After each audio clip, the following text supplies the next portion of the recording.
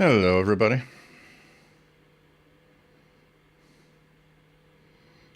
Check if everything's all right.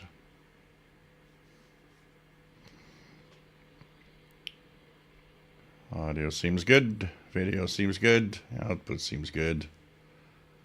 And here we are with another live show starting up.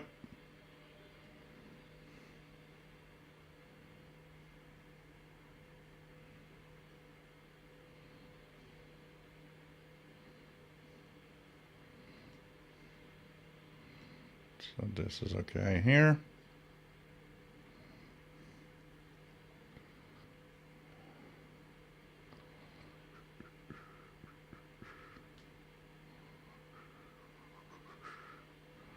Wait a little bit for the numbers to go up.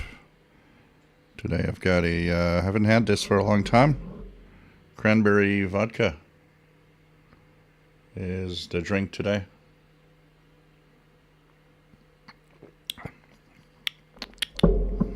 Pretty good.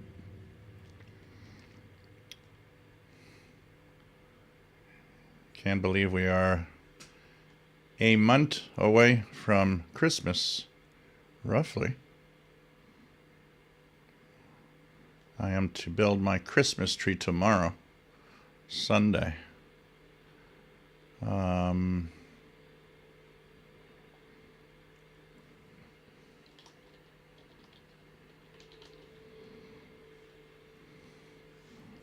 You guys in the U.S. coming up to Thanksgiving next week.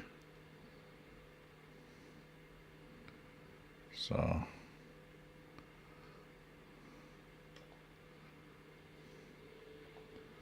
okay, for here.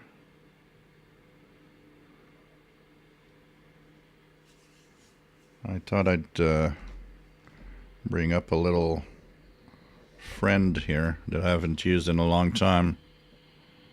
The Chinese clone of the Malahite. You guys can see it right here. Plugged into my ML830 now. It's actually getting WWV on 25 megahertz right now. So kind of cool.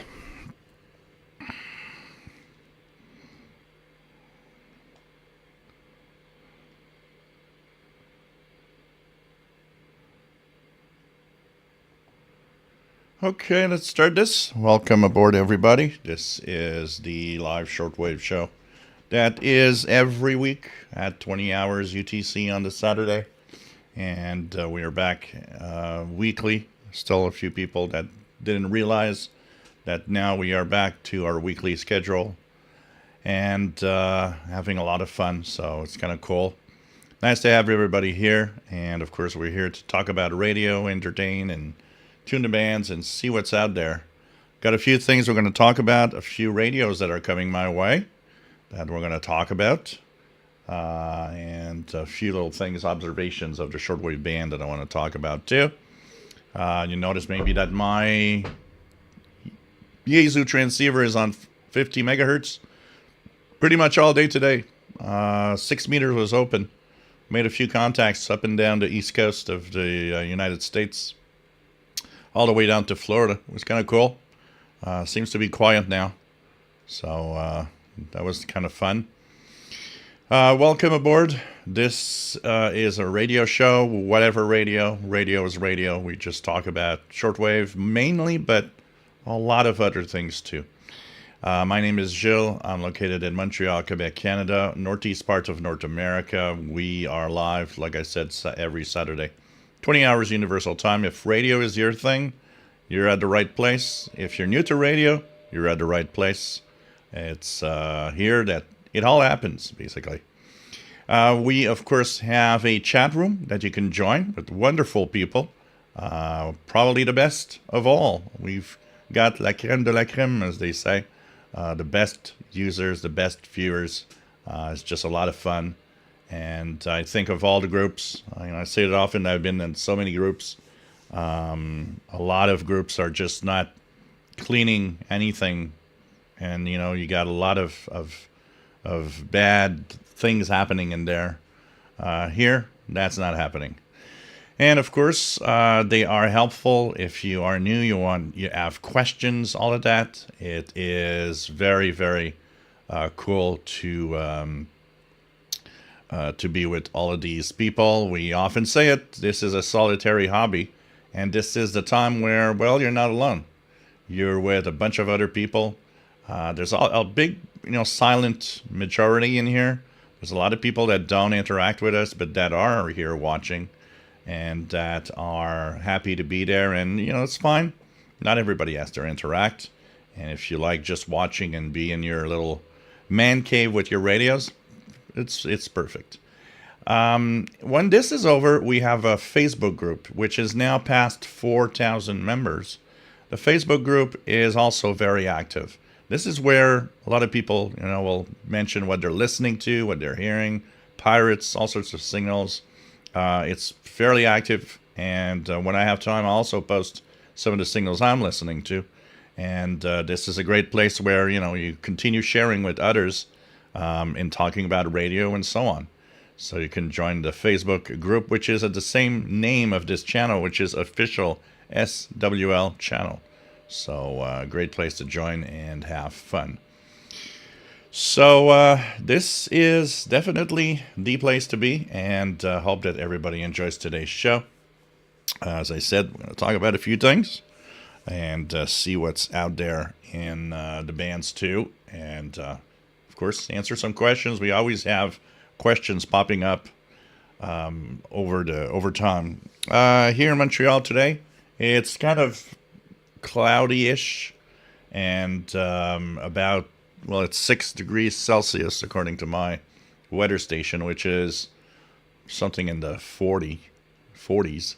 So and there's that word snow that is on the weather for maybe Tuesday. Not a lot of it, not enough to have a white cover on the ground, but it's a start. It's a little later than usual. We usually have snow or a few snowflakes earlier than that. But this fall has been very, very warm in Montreal. So it's nice to have everybody here. Masters Players Radio Television, nice to have you here. Bobby from Morgan City, Louisiana, WA5107 SWL. Nick Amadot from Romania, nice to have you on board. Richard Wagner, nice to have you here from Northeast Illinois, WA9301 SWL. We have David's Radio Room, nice to have you here from sunny Central Georgia. Matt from Denver, Colorado, nice to have you on board. And it's pretty warm there, it's 66 Fahrenheit, which is 19 Celsius. Tasso V, nice to have you on board from a cold, windy, and clear New York City. Tasso says happy Catterday to Paul the Cat as well. TVDXer, ça va bien? J'espère que tu vas bien toi aussi. Nice to have you on board. RJDA Dakota from Wentzville, Missouri. Clear but slightly chilly at where he is. And so WA0113 SWL. If you guys wonder what these are, by the way, you can get a listener call sign. So you guys might have heard of, amateur radio call signs, but you can get a shortwave listener call sign if you want. If someone wants to share the link to the page where you can actually apply for one of those, and then what you could do is they will, have a certificate that you can print out. And I printed mine on photo paper, and it kind of makes it really nice. I should actually add it to the background here. I got my amateur radio license here, and I've got my YouTube plaque here, but I should have had my shortwave listening call sign. Never forget that before you transmit, you got to listen, and the more you listen, the better you transmit. Unfortunately, there's a lot of people that aren't missing the point there. Robert Varner, KC2TEL in New Jersey. Nice to have you here. Torben Arvinsson from Norway. Nice to have you here. 54 call from Northwest Pennsylvania. We have Jean Arrache. Salut, j'espère que tu vas bien. Nice to have you on board. Brad Shaver, good afternoon. Nice to have you here. Tim Warley, good evening. And then we have David's Radio Room. My drink of choice is a lime frappe. Cool. Glenn Danzler, nice to have you here from South Carolina. Baz Buzin, nice to have you here from Lévis, Quebec. Toujours apprécié. Nice to have you here. Sheldon Harvey from Greenfield Park, just to the south of me, basically. Nice to have you on board. And we have Jim from Rhode Island, Jerry Hart from West New York, and we have DX Swinger. Nice to have you here from a cold and windy southeast Pennsylvania.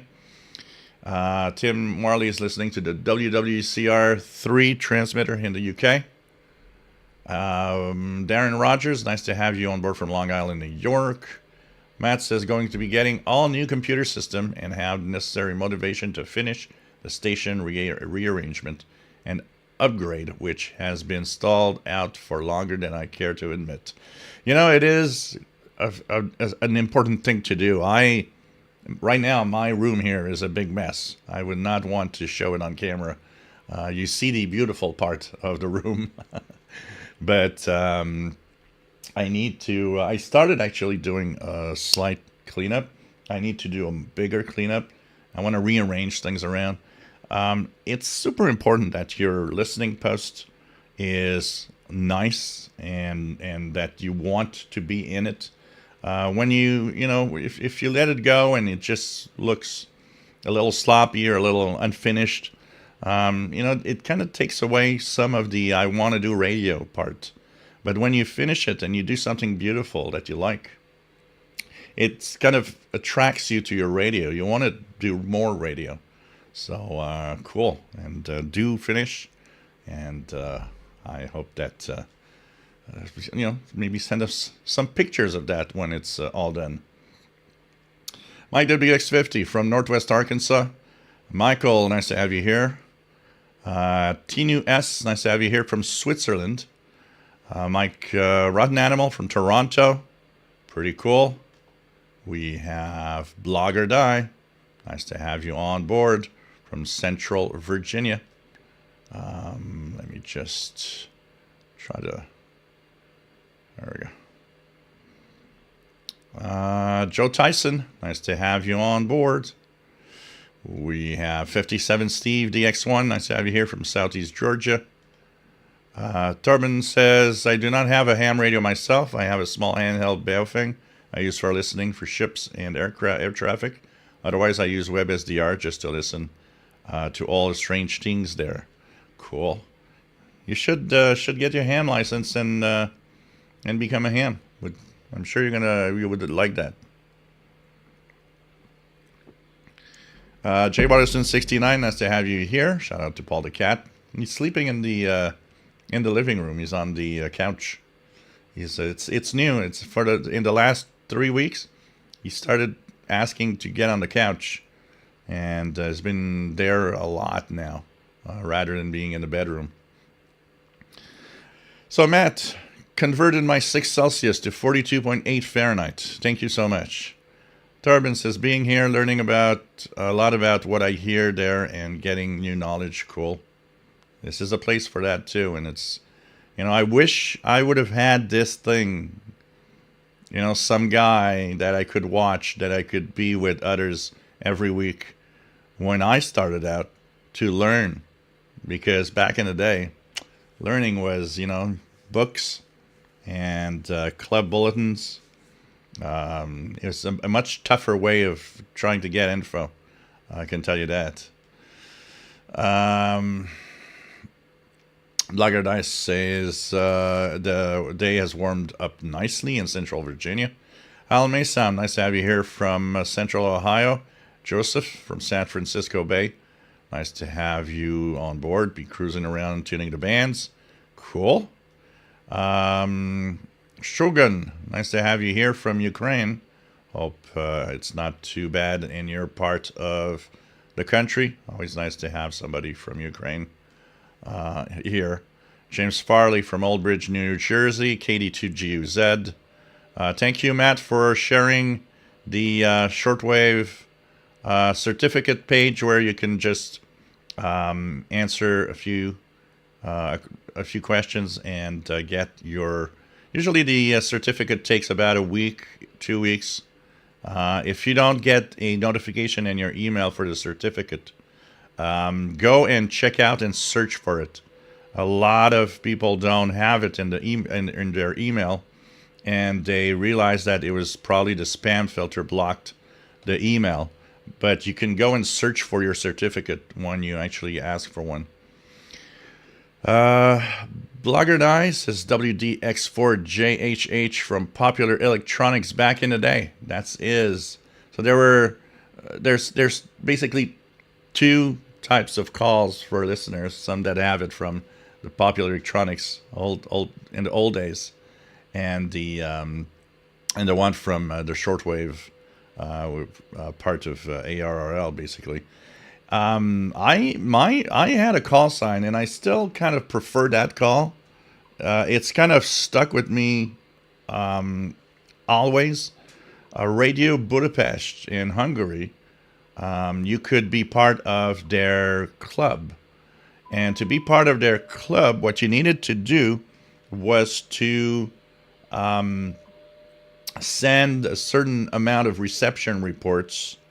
And when you would reach that amount, I don't remember what it was, once a week or several a month, or there was like this way of you got to maintain that, and for several months you send your reception reports. And when you would actually have all of them done and the amount of time that they want, you would officially become a Radio Budapest club member. And I did become a member. I got my certificate. And they would issue you a call sign that has to do with your country of origin. So I ended up getting a certificate from Radio Budapest in the 80s. And they had assigned for me the call sign VE1214/RB. So Victor Echo 1214/Romeo Bravo. Which was Radio Budapest. Basically, the ending meant it was a Radio Budapest, club call. So that kind of stuck with me. That was, and still to this day, I kind of refer to that one, which is for me the first one I've ever had, and I find it kind of cool. So I will, if I would send a report as a listener, I would probably still use VE1214/RB. Good old memories. It was so cool receiving that certificate, and I remember there was like a tube and a mailbox, and I was like, oh, what's that? And it was that tube had my certificate, a beautiful certificate in the mail. It was really cool. Chuck Schreiber, nice to have you here. And 5 KVO from South Texas. Jerry Hart is WA2175SWL. Tim Warley is from Hull in the UK. Brad Shaver. Let's just go down here. Okay. This is Brad Shaver saying, thumbs up, everyone. Don Ryle, WA7330SWL. 75 degrees Fahrenheit from Sun City, Arizona. Chan Mia. Want to see Texan PL330 versus PL8800. I don't have the 8800 receiver though. Steve Burnham, nice to have you here from Central Pennsylvania. Max Julien, nice to have you on board. Just got a quota send. I can't find much use out of it besides FM. I got a feeling I'm not using it correctly. Yeah, you got to learn how to use it properly. I suspect one of the biggest problems that you might find there's not a lot to listen to is you don't realize how high the noise is around you. That could be one of the major problems. A lot of us have to live with that. I think it's the number one annoyance and problem in our hobby is that if you try to tune around in your home, you might have just too much noise to be able to hear the signals. So maybe that would be a cause of a few videos, trying to give a few tips on listening to, how to listen to, and when to listen to, and kind of show the difference. Also, I made a few videos a few years back of showing the difference between, tuning or doing a scan at home on the radio and doing a scan in the park outside where it's much quieter, and see the big difference that it comes through. But you will have other stuff to listen to for sure. Where are you located, Max? Out of curiosity. Hard Dodd, nice to have you here. K2ADC, and I've got the doorbell, and that's because I'm waiting for Amazon.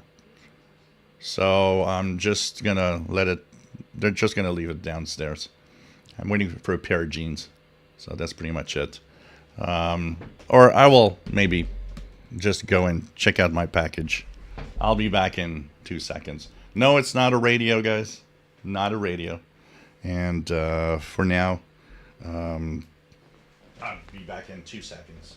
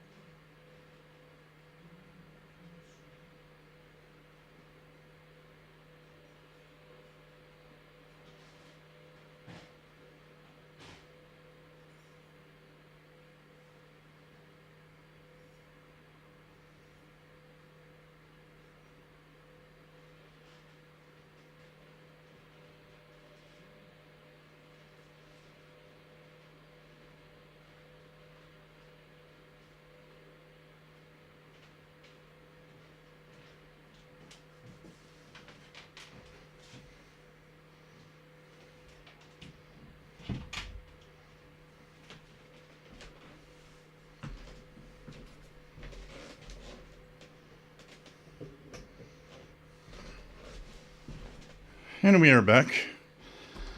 And her bed sheets that I've ordered. Okay. So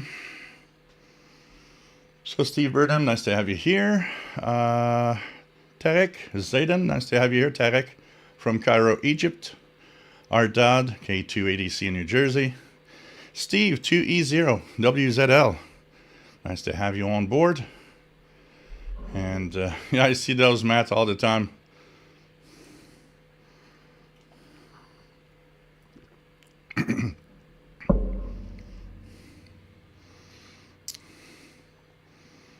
Okay.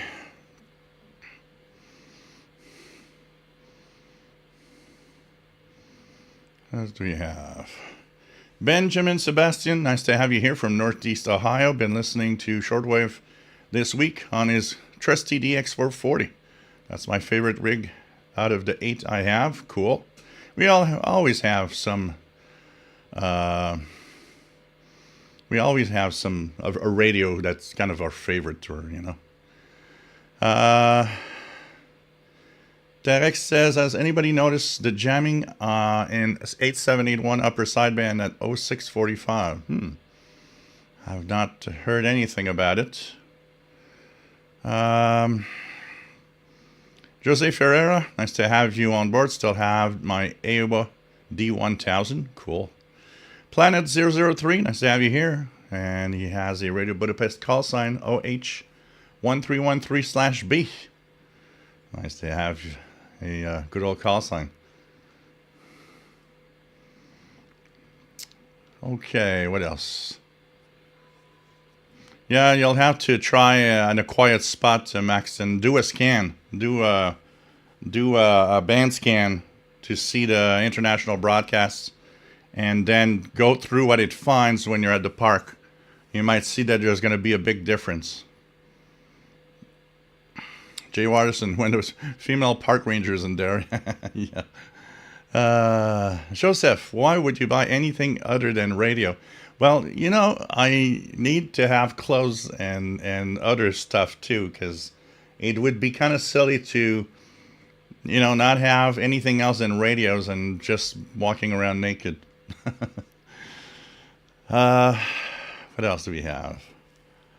I like everybody's like, you know, Joe Tyson's like, new radio. It's like automatic. You guys, you hear the doorbell. It's like a radio. Oh, yeah. Kamikaze 76 from West Michigan. Nice to have you here. Patrick Fitzpatrick. Nice to have you on board.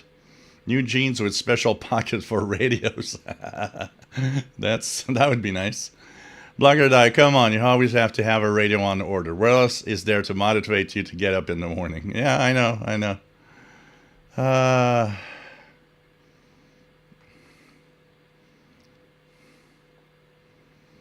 1975 Adam.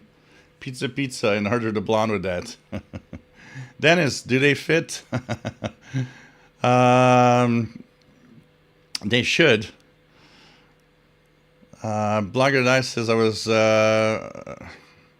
okay. Sean Mia says Texan S 8800. I think it's a great radio. I've heard good things on it.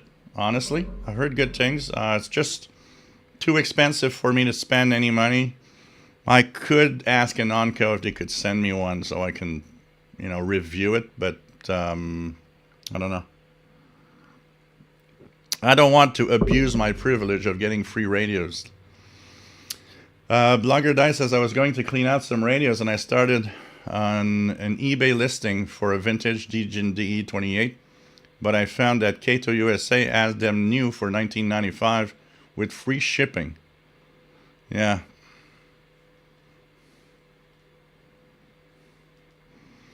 Tim Warley, no, you don't Google. You MDK2 Matt has shared the link to the website swarl.org or something like that, and they have a search box for the certificate. 1975 Adam says I was thinking about a 808, but not sure if I want a ATS. Not sure. Okay. The 808 is pretty good. John Mia always enjoys listening to radio since 1990. Cool. Pretty cool. John Crawford, good evening from Northern Ireland. Nice to have you here. Tim Orley has a PL990. Carl Icon, nice to have you here. Says there's some slow scan TV on 14 through 30. So that's pretty cool. And we have already reached the bottom of the chat. So a few things before we talk about what I'm going to receive. And if you guys have questions on it. If you like what I do, don't forget the super chat. You can join and give a little something through the super chat. And of course you can help out with the pizza fund. So when the show is over, I'll get some pizza. If you want to help me out getting pizza, you can send a PayPal donation to the Yahoo email that I just put down. So pizza fund, if you guys are interested in helping out, I'm here every week and you like what I do. This is my living, so if you do enjoy me being here every week, please consider giving a little something, and I appreciate it a lot. Okay, spindle twister. Have you thought about a log antenna loop on the ground? Been watching videos. Seems to have low noise floor and good receive. Yeah, here it's something that'd be kind of difficult to put in action. By the way that it's all done, and there's a lot of people always here, like in the backyard and so on. So it's a tough one, but I am looking at different things that could be done and set up to make something better for my ham radio gear and maybe even for shortwave listening in general. Piku Lika, nice to have you on board from Eastern Finland, just beside the Russian border. Brad Shaver, do they deliver to North Illinois? DX Swinger, Pirate on 9290, WDOG now with a good signal. So let's check that out. 9290.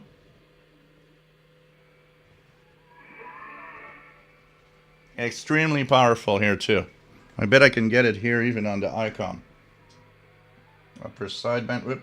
I'm going to change that. Change here.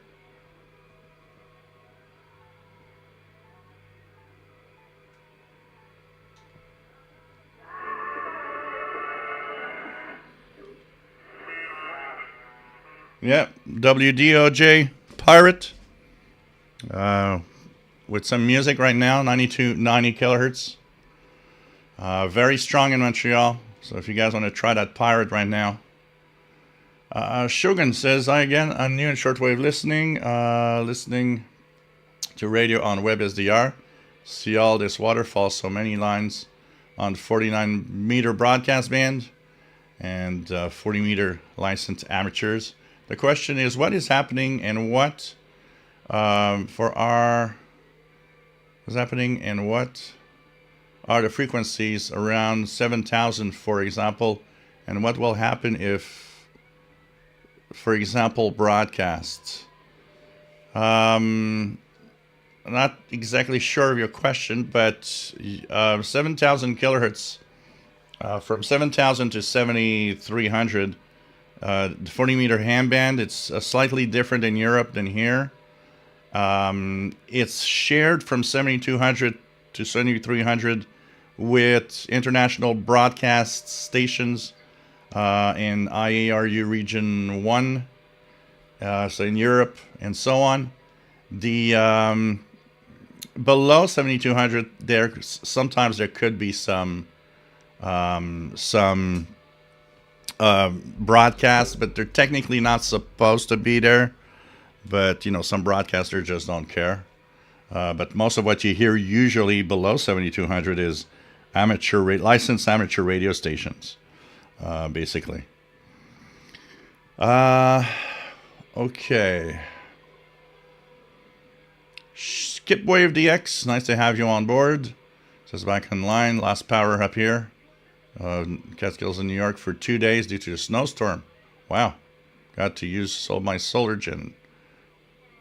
Different Gear TV, nice to have you on board. DX Swinger, yes, we're going to talk about it now.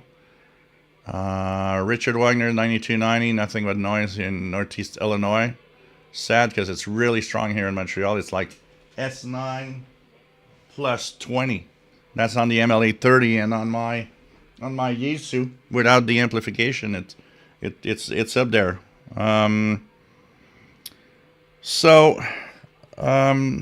Let's talk for a second about. Take a little pause right here. Talk for a second about something that's coming. Two things are coming. The first one.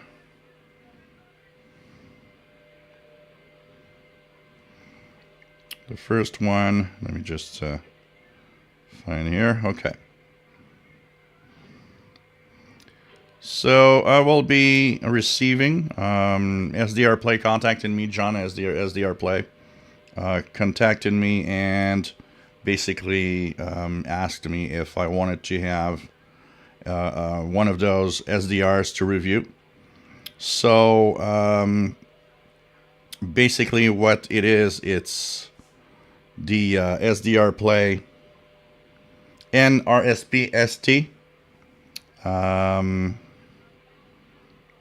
just going to check here if I can get a better image or share. I'm going to share the link to it so you guys can see what it is. Here's the preview page. So the device, which looks like this, won't be long. Trying to figure. Here we go. Okay, so this is the device that I will be receiving. It's a networked SDR. Okay, this is what it is. The NRSPST. It says all-in-one plug-and-play networked receiver. So what is that exactly, and how does it work? Because a lot of people are asking questions. A lot of people are wondering what it is exactly. So first of all, it's an SDR. It's a software-defined receiver. Like the other receivers that SDR Play makes, the RSP1A, RSPDX, and so on. I've been using here their RSPDX. So you plug that on a computer and it works with the SDR Uno or SDR Connect software, and you got a radio on your computer basically. Just plug an antenna to it. They are radios. It's just that the computer is the control. Now this device is different in several ways. It still has that SDR capability that you can plug into the computer and run it directly via USB cable. But it is a network device, which means it can be just plugged in and set up on your Wi-Fi network. And you've got the SDR through Wi-Fi, no wires connected to your PC. You can use SDR Connect, have your SDR on your screen. But because it's networked and it's on your internet, it can be accessed from anywhere. They kind of promote it a lot as if you want to have an SDR, put up an SDR in a remote location and access it from your home, this is the ideal device for that. So it is also, and this is the interesting part about it, because I was reading the documentation, not only can you access it with SDR Connect, you can also access it through a web browser because it's got a web interface. So in effect, it's not just an SDR, it also has a small computer inside that can run this SDR in a browser. So that means if I need to check out my SDR, I can be anywhere, take out my smartphone and my Android smartphone, open the browser, connect to the device from somewhere else, and see my own SDR on a smartphone, Android tablet, probably even on an iPhone since it's browser based.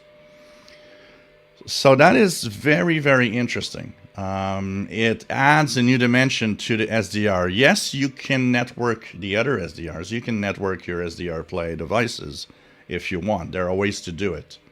But this is autonomous. It just works, as they say, it's plug and play, not too complicated.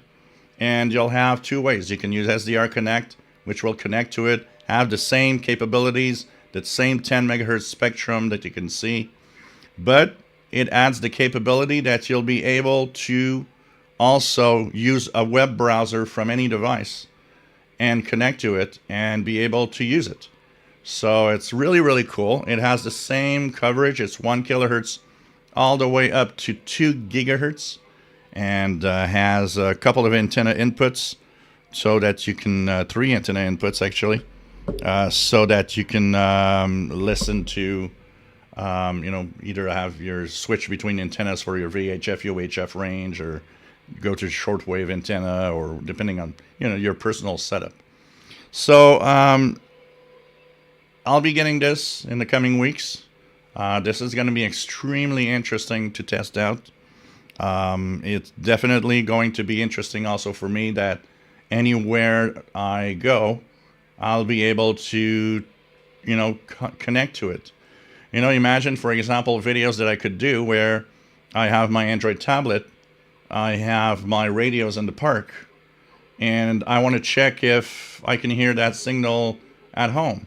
Well, now I'll be able to punch in that frequency on my SDR here at home while I'm at the park and compare what I'm hearing in the park and at home. It's going to be actually fun because I was already thinking about all the videos I will be able to do that will actually show you guys. Look at how different it is from a noisy environment at home and here in the middle of the park, what I'm receiving. This is going to be great. So I can't wait to get it. They're retailing it at $499, but there's a little star. It depends on the dealer, so which means it might be lower priced in some stores, for example. But this is brand new. It's actually coming out on the 27th, which is Wednesday. So I want to thank SDR Play and John at SDR Play for contacting me and letting me know that they're going to send me a unit so I can review and talk about it on my channel. So I'm really looking forward. This is going to be an interesting device to test out and see how reliable it is and how good it is. Really, really going to be nice.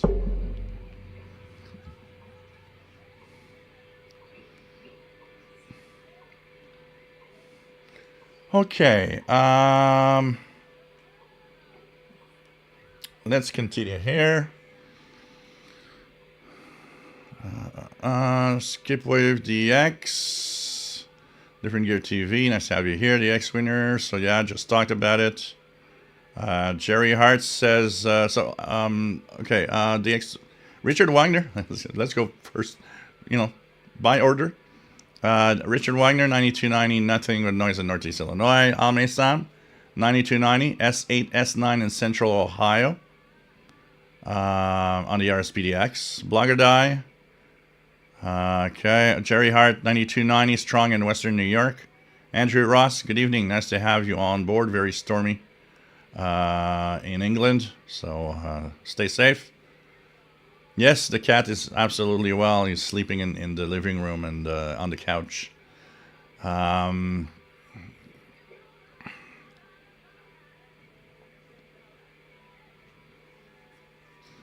Oh, if you broadcast without a license, well, technically you're not allowed to.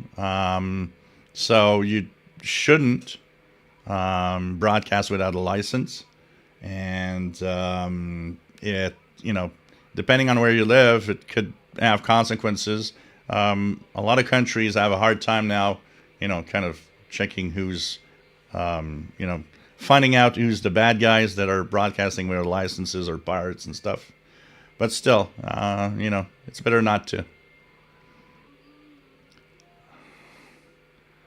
RJ Dakota, 9290, strong enough here to find on an SH Data D808 with only the WIB antenna. Cool. Blocker Die, I have a weird ISP that prevents me from accessing my internal network remotely. My network external IP address gets NAT routed a second time. Wow. There are a lot of those that ISPs that do that because they don't want to have spammers that send tons of data and spam the rest of the internet. But unfortunately, it has a bad sign when you want to use some of the. It could even be a problem for a device like the RSP, the NRSPST network device. Richard Wagner, do you notice on the RSPDX antennas have a lot of cross feed on the antenna ports? I have not noticed much of that, but I know that the RSP devices are not perfect. There's a few things like this week somebody was mentioning is hearing some signals, some stations in Spanish and other languages on like 3 megahertz and even 2 megahertz. And I kind of just, went in and said, well, Yeah, no, don't try to find these stations. The RSP devices have one flaw there, and it's the fact that images pop up from strong shortwave broadcasters in the up to about 3-4 megahertz range. So you got to be very careful when you tune around. Joseph, nothing on 9290 in California.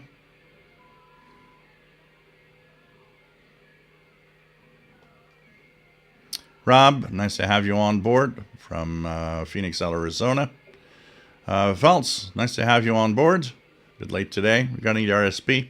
Was reading their specs. Not quite easy to compare against proper receivers like the X10. Maybe you have done some comparison or plan to do like on Tensor 6. Yeah, I should check it out. I definitely should check it out. Like my RSPDX over the years, I've I've noticed several little glitches here and there on their performance. I've noticed, for example, that they easily desensitize on the very strong signals. You could see it on the SDR when something pops up and is pretty strong, not too far from what you're listening to. So definitely, I guess I should compare and try to test out a little bit. It's a little hard to test. Honestly, it's like when I see somebody talking to me about, oh, well, I have a Texan PL 330, and I mean, it doesn't have, this or that feature, and, I got that on my ICOM, and you're like, why are you comparing a $100 radio with a $1,000, $2,000 receiver? You can't really do that. They're not in the same league. It's not the same thing. I think the best test would be to, on the same antenna, test out the performance with the same signal. Something I haven't done much on the RSP. Actually, I haven't compared my Yaesu of TDX10 to pretty much anything. I noticed that it seems to be better than my ICOM ICR 8500 from the start, even with background noise. I was talking about that last week, actually. So it's kind of interesting.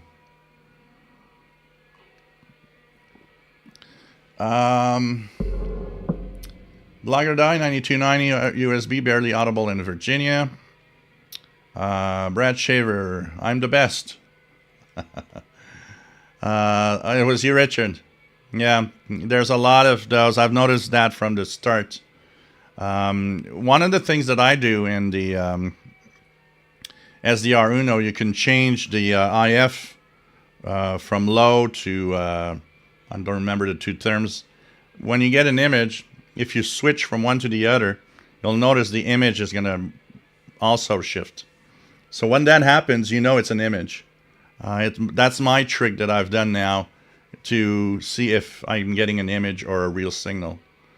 Because it's easy to hear something and think that maybe you're getting something new, or especially if you get something in Spanish on like 3 megahertz, you're like, oh, could this be some new tropical station? Or you get all excited, but then what you hear is an image from something else.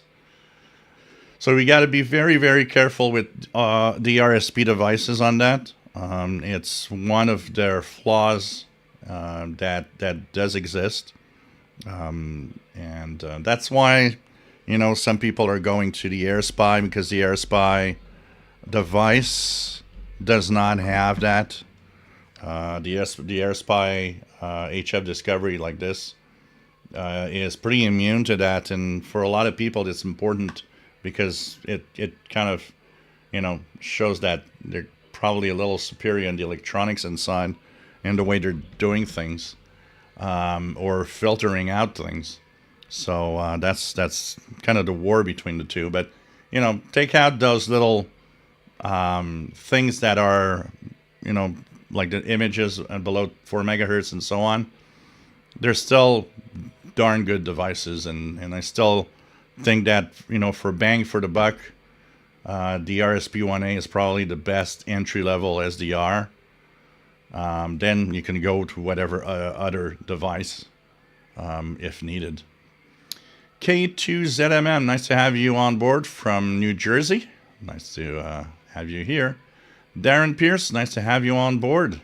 7:47 a.m. Sunday in Melbourne, Australia. We have a visitor from the future. John Beckham, the XH Data D221, got rid of FM2 and put in the weather band. Yep. And that's the other thing about what I'm going to get. So I'm getting this SDR device, which I think is going to be very interesting. Also, will be interesting to see if they've improved maybe the receiver also. Like, I'll be checking for those images on that device too. See if they are still there. And I have XH Data that has contacted me. I thought that maybe they would be a little afraid to contact me again after the transceiver fiasco, if we want. So I'll be getting the new XH Data D221. So you guys might have seen my videos on the D220. And what's the difference between the D220 and the D221? It has to do with, like our friend said here, the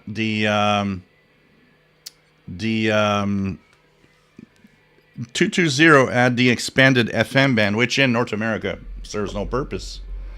They removed that and replaced it with the 7 NOAA weather channels, which I think is much more useful here in North America. So they contacted me this week and said, well, you want one to review and talk about?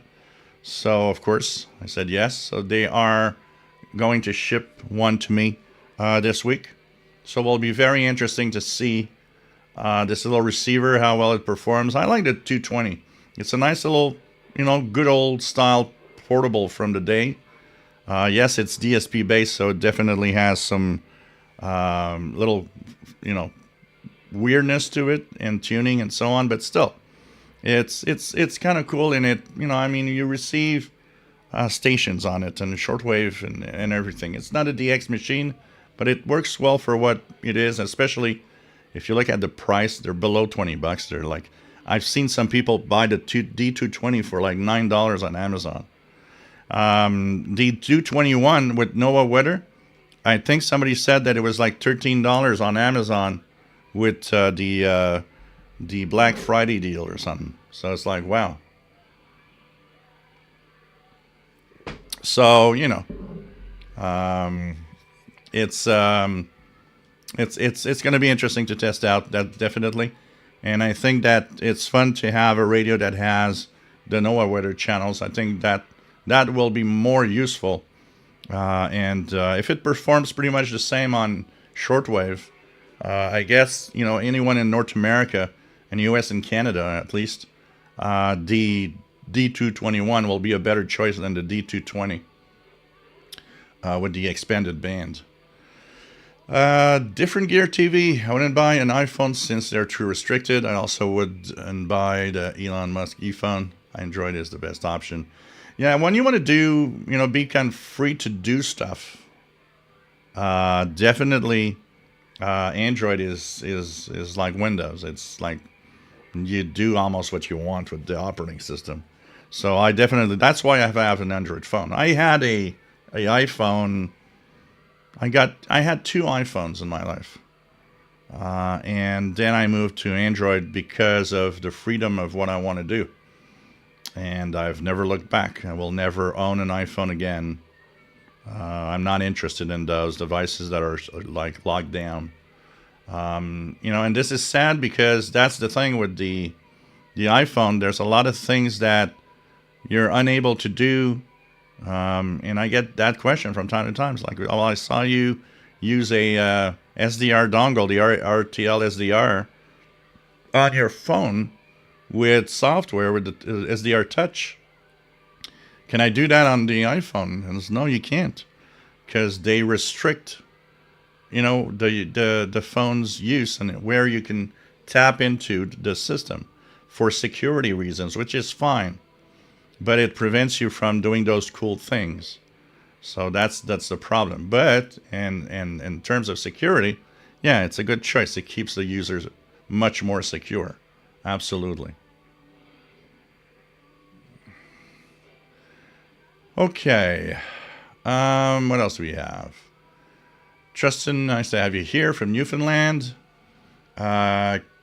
We have Vaults. I'm not very familiar with AirSpy, but that comparison is not fair image-wise. They don't provide even close to 10 megahertz bandwidth. Oh, you can't compare several things on the AirSpy. Here I'm comparing the AirSpy purely at the level of just its performance on HF itself, not the features that it's giving. It doesn't, that's why I go to the SDR Play all the time, because I've got in front of me 55-inch of screen. So 10 megahertz is usable on 55-inch of screen. And so the only device I got that can do it is the SDR Play device. The other thing is the SDR Play device is, continuous all the way up to 2000 megahertz, which is something the AirSpy doesn't do. So in effect, I much prefer, and if you notice it's not plugged in, I much prefer the SDR Play RSPDX that I got for those capabilities. Seeing that 10 megahertz of spectrum on my screen, going to the VHF, UHF range on any frequency I want, it definitely is a winner for those reasons. Here I'm talking mostly like, the people that go really nuts on the AirSpy HF Plus Discovery are those that DX, like medium wave bands, stuff like that. Most of them seem to say performance here is better than on the SDR Play devices for that purpose of DXing long wave, medium wave, and stuff like that. But apart from that, and I'm not a serious medium wave DXer, I see very little difference in performance, except the fact that like I talked about, there's no images on this one. But definitely, you can't compare. If you want to have a true wideband receiver and I mean a wideband receiver that works well all the way up to 2000 megahertz, the SDR Play devices are great. You're getting, a scanner radio and a shortwave radio and all of that in one package with a water, with the waterfall and all. So it's, it's very different. The waterfall size of the AirSpy HF Plus Discovery is so small that it's kind of not fun. I don't find it interesting to be so limited in how much spectrum I see on my screen. So as you notice, it's the SDR Play that is actually always connected. It's always ready to run. The AirSpy, I plug it in from time to time, depending on what I do or try things, or sometimes I just want to have the two SDRs together working at the same time, stuff like that. But they're definitely different beasts, totally.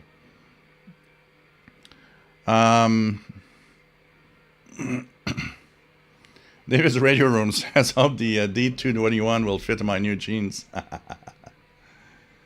Joe Tyson never had an iPhone, too restrictive. Radio Red October, nice to have you on board from Finland. SDR is great. Yes, it is.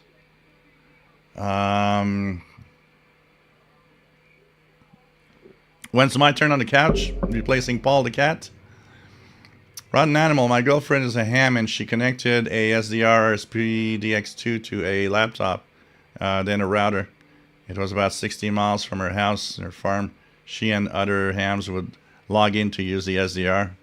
This was years ago. Yep. Tim Warley has the new elect. Yeah, some people have that, and there's the RTL SDR. Apparently the V4. I would need to tap and get one of the V4s. They're not very expensive, and I wanted to have one of them. I think it was maybe a couple of months back, and when I went to the RTL SDR page, they were sold out. So maybe I should check again, because I have the V3, and apparently the V4 version fixes a lot of stuff the V3 had issues, including now it's really more of a plug-and-play thing. So I'd like maybe to try that out. I would need to check it out, especially that they're so cheap. WF7i Homebrew, nice to have you here, Bert, from Virginia. Somebody asked me where to get the Texan S2200X. So of course Anonco is the place to go, but they're sold out again, and Anonco says end of November before they get some new stock. This is interesting. I would like to see numbers. I really would like to see numbers. How many people are buying the Texan S2200X? Because, out of stock, what does it mean? You're not making a lot of them just because you're not sure and people buy them immediately? Or you made a lot of them, but it's not enough for all the people that want one? What's the number behind it? We don't know. Are they selling like, little hotcakes, or they're selling like really, really well and everybody wants one? I'd like to know. It is an expensive radio. I mean, at $372 US, it's definitely an expensive radio to buy. So it has a limited amount of appeal for just for the price that it's sold for. A lot of people are just looking at it and saying, whoa, no way I'm paying $372 US for a radio, shortwave radio. But still, there's a lot of people that seem to be buying it. I'd be curious how many people from this group actually purchased one based on what I talked about. So it's kind of interesting. I don't know. I really would like to see how many of them are sold. It'd be very, very interesting. Peter Femsum says Texan S2200X still not available in the UK. Yeah, there's some issues with, I think, the way that in some countries, and particularly maybe even in the in you guys in the UK, but even the European Union, that makes it difficult for them to ship for some reason. Stephen Fell says too many good radios have come out recently. VE2SWC, nice to have you here, Steve. There's a lot of stuff recently that is. Once again, we talk about, shortwave's dying. Well, shortwave's dying ain't showing in the number of radios available, I'm going to tell you that. Look at, also all the novelty stuff, the Malahite SDR, portable SDRs, the Belka. There's all sorts of variations of the ATS, like, the ATS 25. That became the 25 Max. That became a portable ATS 100 or something like that. So you're like, yeah, it's kind of interesting to see what we have in radios, and these are kind of cool devices. Honestly, I haven't played with this one in a little while now, but I love playing with this little thing. And so there's also these cool little radios out there that are just available, and then you have all the regular stuff from Texan and from XH Data. XH Data is coming out with new radios all the time. There's And you know, Texan had said when they released the H501X and the PL990, that would be probably the last high-end radios. And then, surprise, surprise, they come up with the S2200X. Now, they recycle some stuff. Probably they save money with that, like the cabinet, the box that it's in is the same as it has 2000. But yet, it's a brand new, totally redesigned electronics inside. So it definitely is very interesting. They thought, well, yeah, it's going to be expensive, but it's worth it, and we're going to sell some.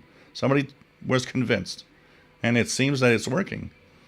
So yeah, there's so much stuff coming out. It's crazy. And then there's the SDRs and all of that. We're definitely an interesting time, especially also for the price versus the quality of the stuff we're getting today. You know, we would spend $300 in 1985 for a radio that was kind of average, not even the best radio out there. And today we're spending $100 and we get this amazing portable that is a million times more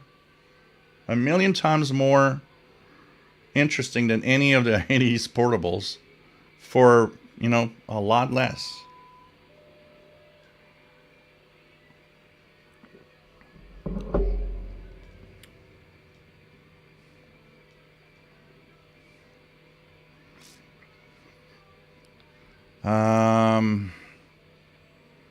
Shenmue, AliExpress can be cheaper. Yeah, I don't like AliExpress. Too much bad stuff, bad comments out of it.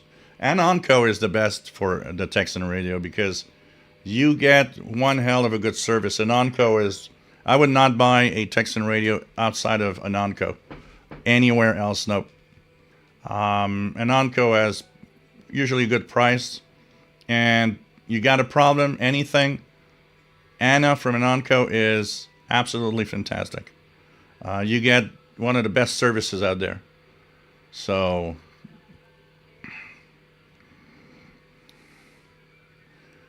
one Koif, good morning from Dubai. Nice to have you here from Dubai.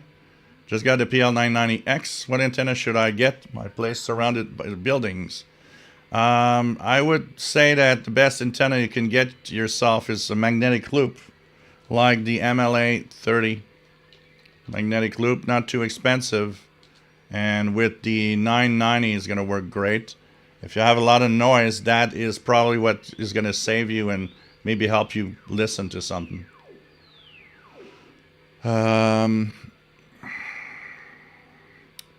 Norbert Todd, nice to have you here. Sarah Westerdale, nice to have you here. Norbert says he would buy the S2200X for sure. Sarah, I bought the S2200X. Your videos were one of the deciding factors. So Sarah's got one because of me. Valls, I thought radios are expensive. Then I thought transmitters are expensive. Now I'm looking at HF plus 6 meter power amps and those things. Yeah. Expensive. The notion of expensive changes as we buy stuff and realize, well, what I thought was expensive is not that expensive anymore. Because now I'm into something so expensive that, okay. That's where we all need to be millionaires and buy what we want.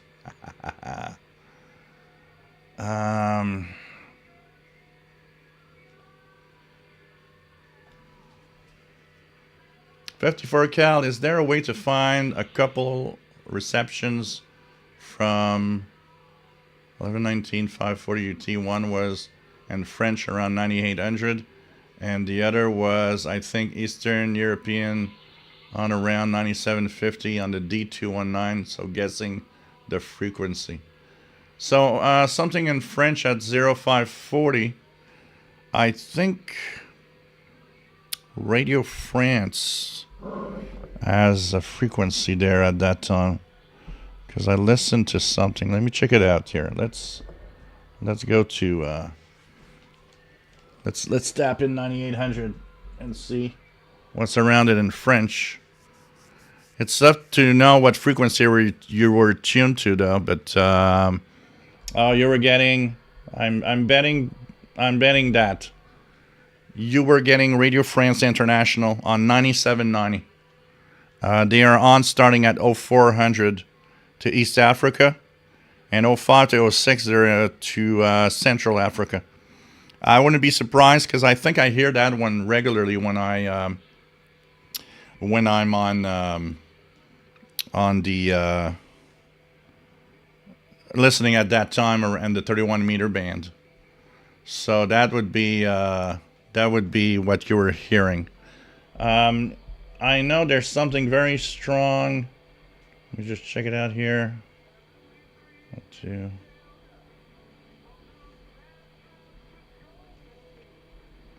Yeah, around 97 to 50 or something.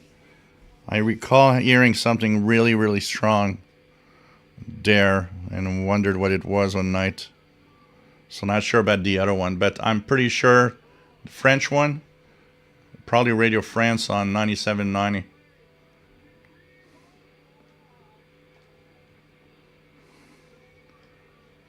Tim Marley non-X version. There isn't a non-X version of the S2200X. If there's no X, it might be a S2000 rather than 2200.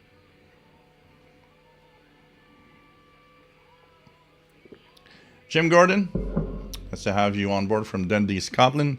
A bit late. Joining you today, we have Just Had a Storm, Bert. Which was really just a lot of rain. Nice to have you here. David C. Stearns, any suggestions on where to buy the ATS 25? I personally have purchased mine on Amazon. So I guess Amazon could be a place to check out. But you say other than Amazon. I don't know. I would check eBay or maybe eBay. But I got mine on Amazon.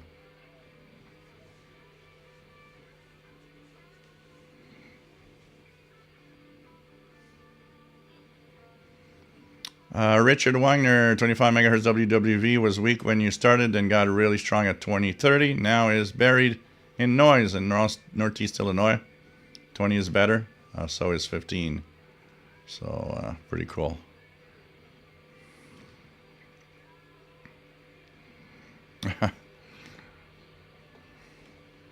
I'd do that. I'd buy the whole store. Richard Wagner 9290 is coming in good in northeast Illinois now. That's pretty good. Very strong here. Still going on strong. 9290 kilohertz. WDOJ Pirate. And still going on really, really strong. So, anyways, these are radios I'm going to get, which is going to be very, very interesting. I can't wait to get these little radios and check it out. DJK Solo, nice to have you here from upstate New York. Pretty cool to have you around. We were talking this week about the Russian buzzer. We talked about it. It came from, I think it was last week. Somebody mentioned that, did anyone hear the buzzer recently? And it intrigued me because I tried the buzzer on 4625, regularly to see if I can hear anything. And especially when I hear, like this week I was hearing 4996 RWM Moscow time signal almost every night quite well on the ICOM with the MLA 30. Usually when I hear RWM time signal, I will hear the buzzer on 4625. And I haven't heard the buzzer since at least last spring. So it started to make me a little curious. So I decided to go online on the SDRs online and see if I could hear it there. I was extremely surprised how weak it is everywhere. I use the U20 SDR, and usually the buzzer always comes in very well there. It was barely audible. I could hear it, but it was almost, like in the noise. And I tried some SDRs like in Finland and Northern Europe and even some in Russia. And all of them, the signal was not that great. I have the impression that the Russian buzzer, as they have lowered the power of it, because it's even in Europe, it's very weak. So this is kind of interesting, totally interesting. So definitely something's happening with that. Also, if you guys listen to AWR Wavescan, we talked a little bit about it last week.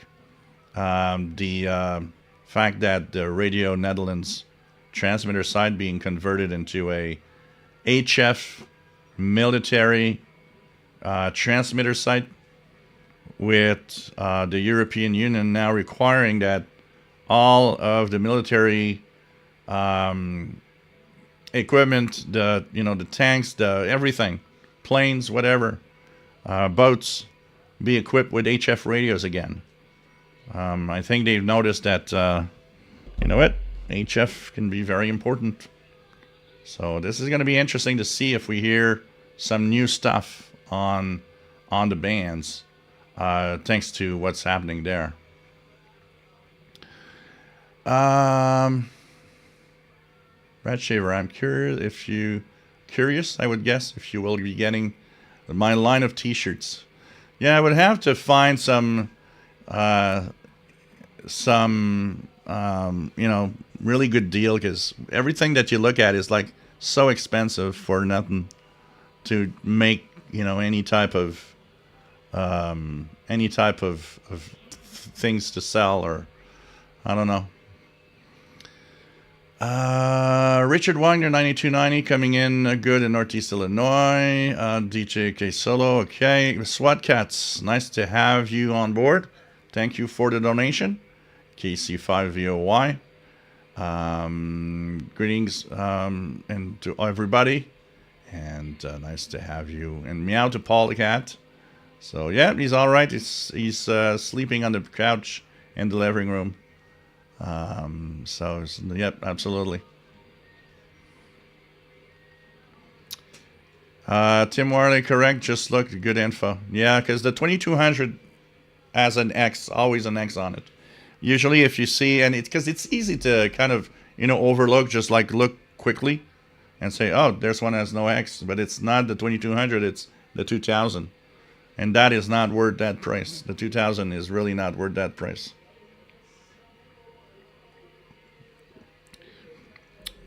Jim Gordon, I am a regular listener to CGTN China on their regular 17490 kilohertz from 8 to 13 UTC.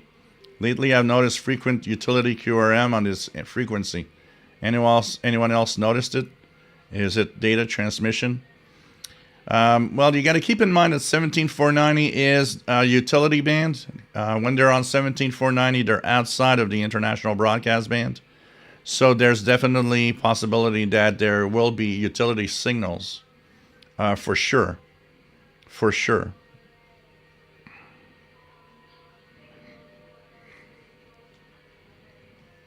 So yeah, you might be hearing some data transmissions, and you gotta remember that a lot of the with high solar activity, there's a lot of interesting and unique things that are happening with some of the signals.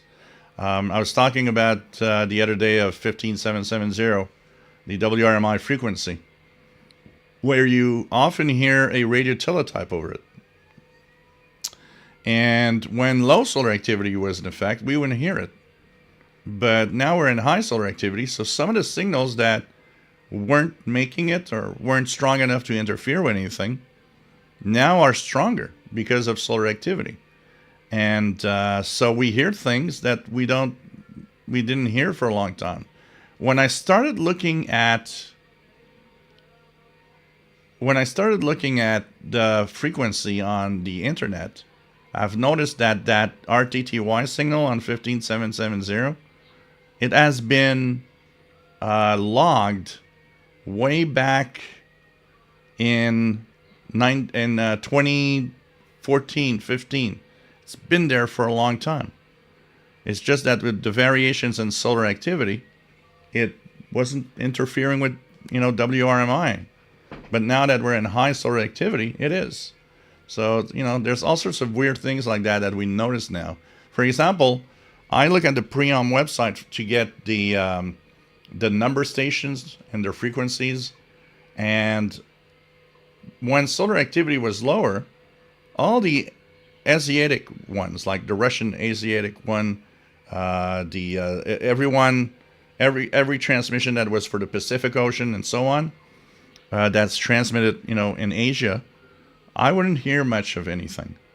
But now, if I try one evening and listen to those coming out of Asia, most of them are actually coming in up to here at night, which is very interesting. And, it all has to do with the high solar activity. It brings in frequencies and signals that we're not used to, and we're like, wow. So definitely 17490 being out of the international broadcast band, it definitely could be some utility signal there.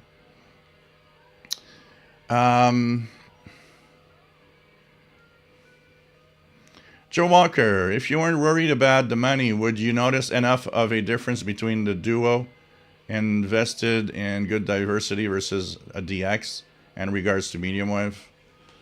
I don't have enough experience to say yes or no. From those that are really, really deep into DXing, apparently yes. Apparently yes. So it would have to be tested. David in Barcelona, how are you? Nice to have you on board. Sarah, is there a list of utility channels online I can reference?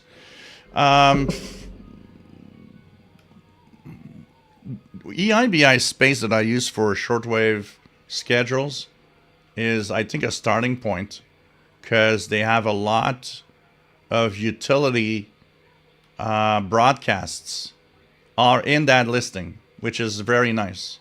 So I think maybe a starting place would be this. I'm going to put it here. It's not just good only for international broadcasts, but also for utilities. As for the rest, it's really knowing a lot about what, the utility bands, how they are separated in different signals. I think one of the great places, and HF Underground has a lot of interesting parts of utilities that you can check out. HF Underground, but here I'm going to check out this one. I think this is a pretty good one for some utility stuff too.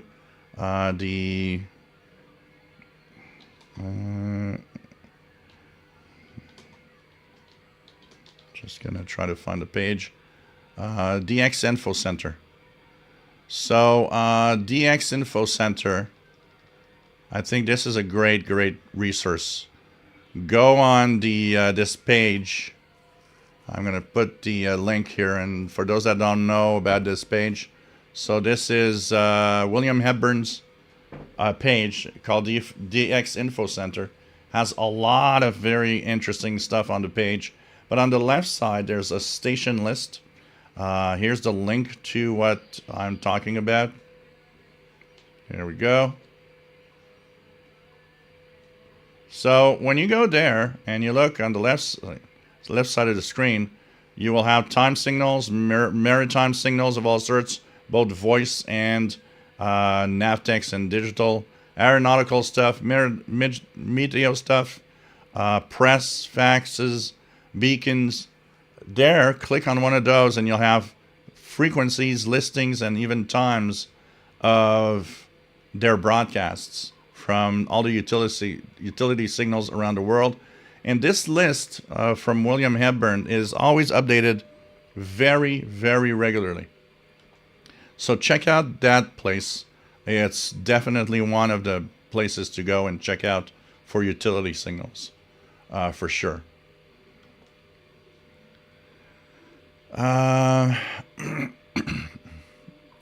SWAT Cat says, always listen to utilities, never know what you might hear. also record it if you have a way to do it. Oh yeah, definitely. Lots of stuff. Lots of stuff.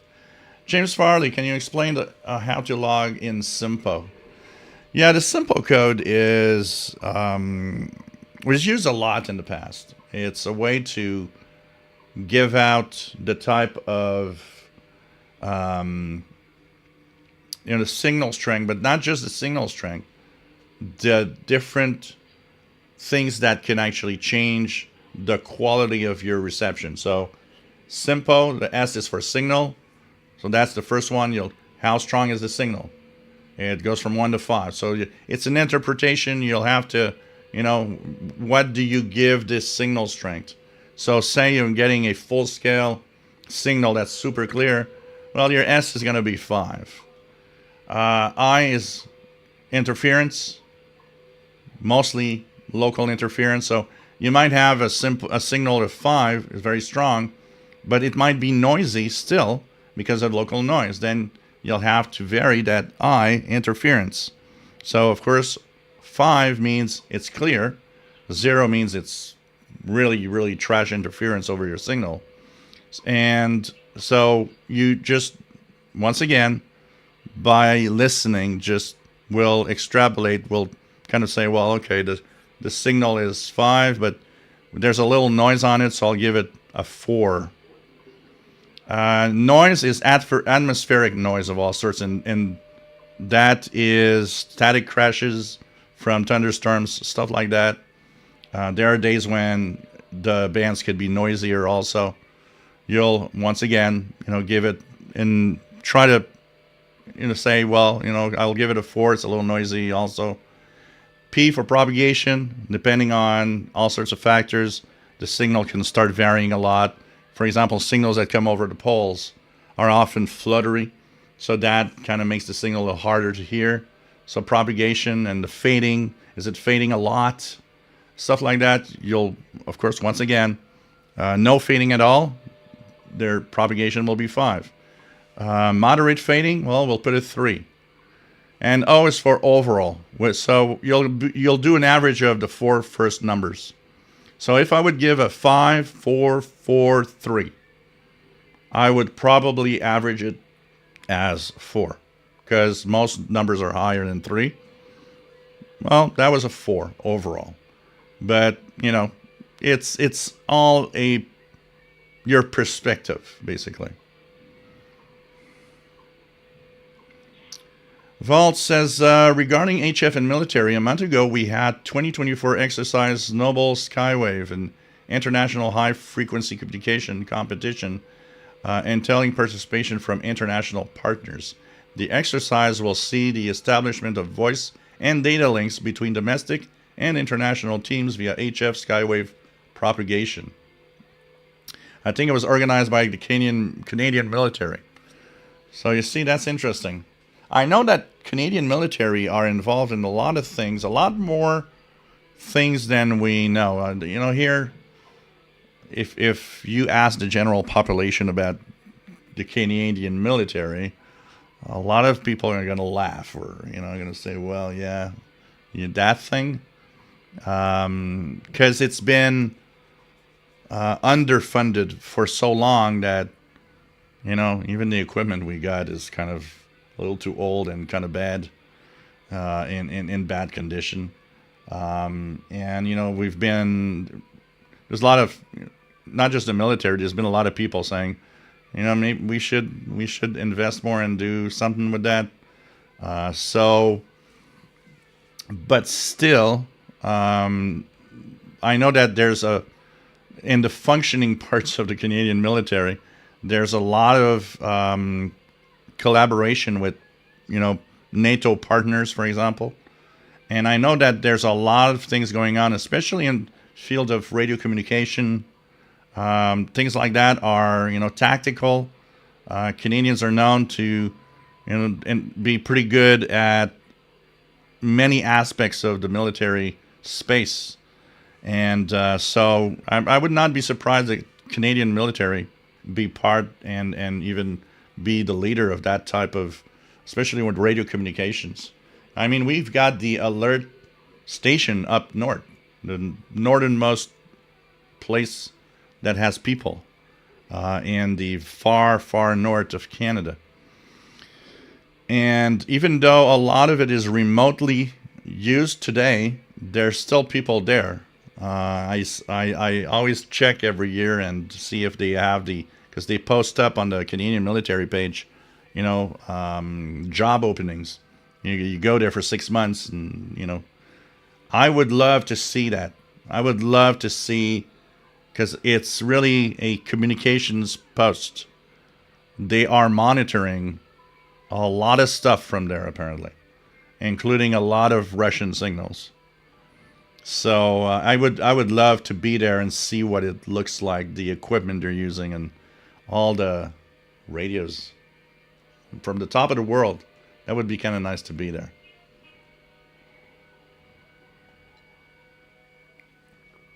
But talking about Simpo, and I'll be very, very fair, because I do it all the time. I've pretty much abandoned using Simpo.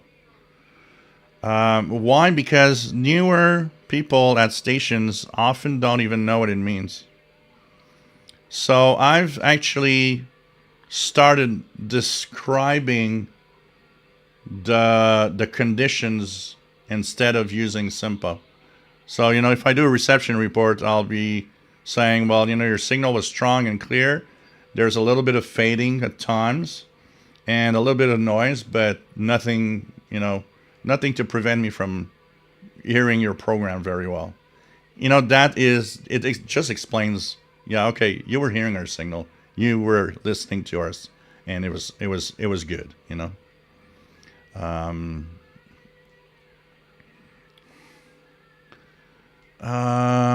What else do we have? Yeah, and that's like that. Jim Gordon has a good point also. The SINPO does not take into account, say, the quality of the audio of a station. It doesn't ask you for that in the SINPO. For example, Radio Havana Cuba's signal could be 55555. Yeah, but where do I put the 0 in audio quality? So that's the thing, and that's why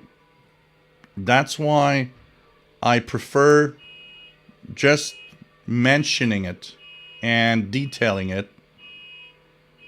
Come on, station. Okay.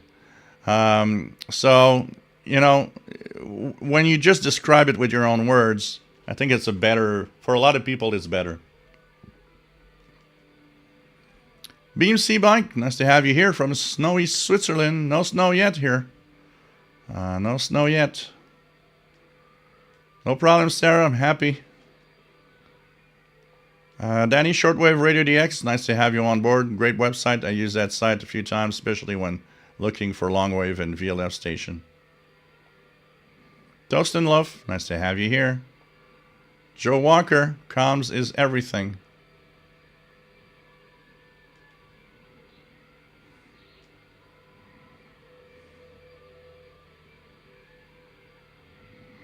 Oh, absolutely, SWAT Cuts. I think there's a lot of people having their own personal way of understanding SINPO and not necessarily giving the correct,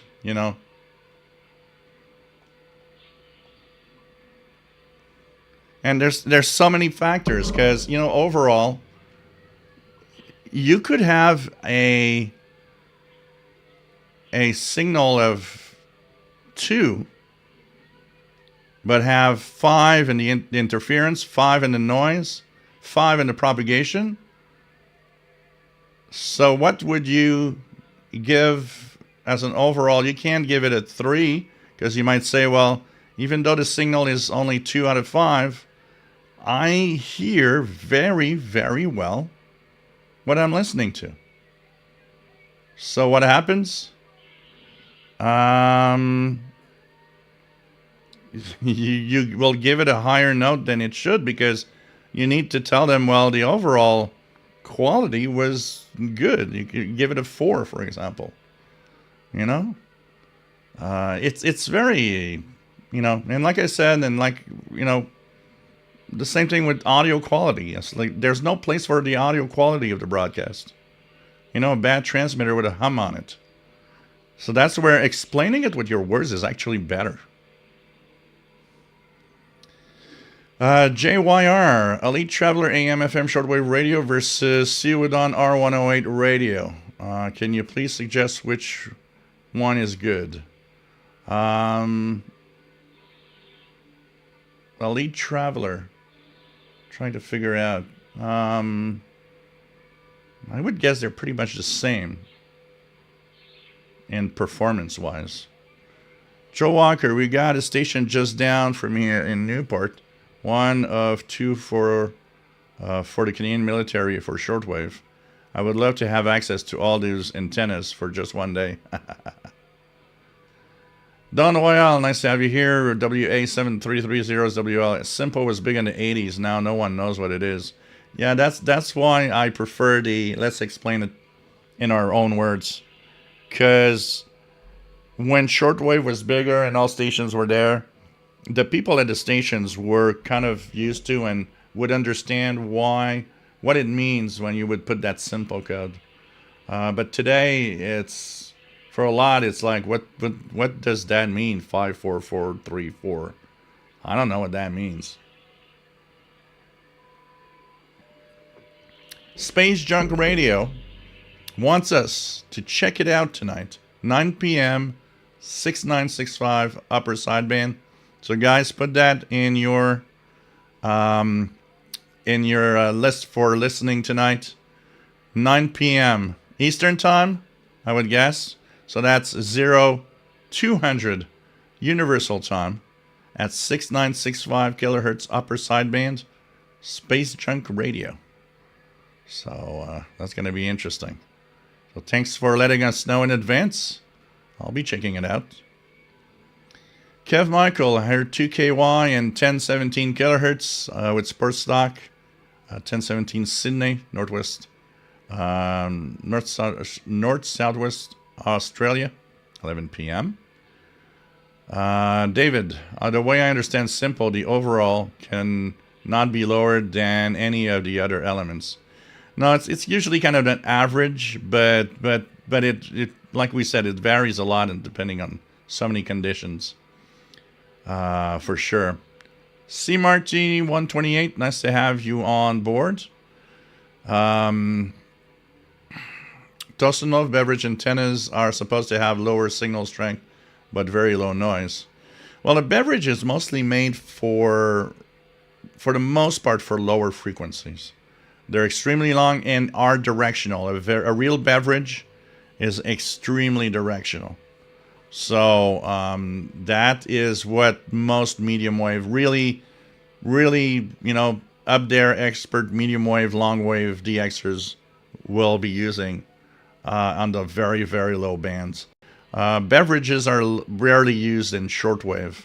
They're mostly used in the bottom part of frequencies most of the time. Richard Wagner, how long should you listen to have a report? So the rule back in the day was 15 minutes minimum.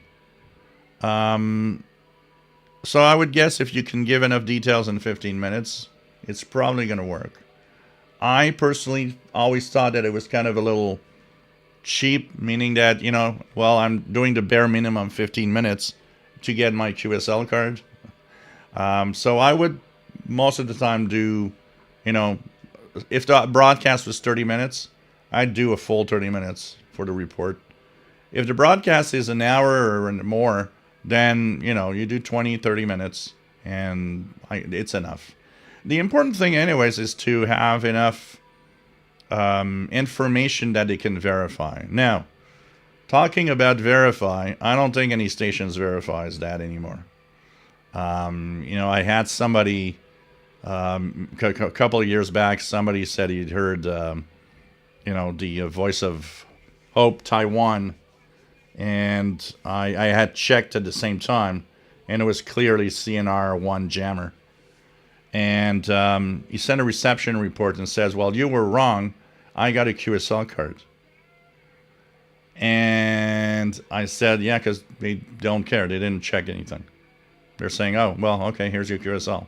Because a lot of stations today, that's what they do. They don't even check anymore.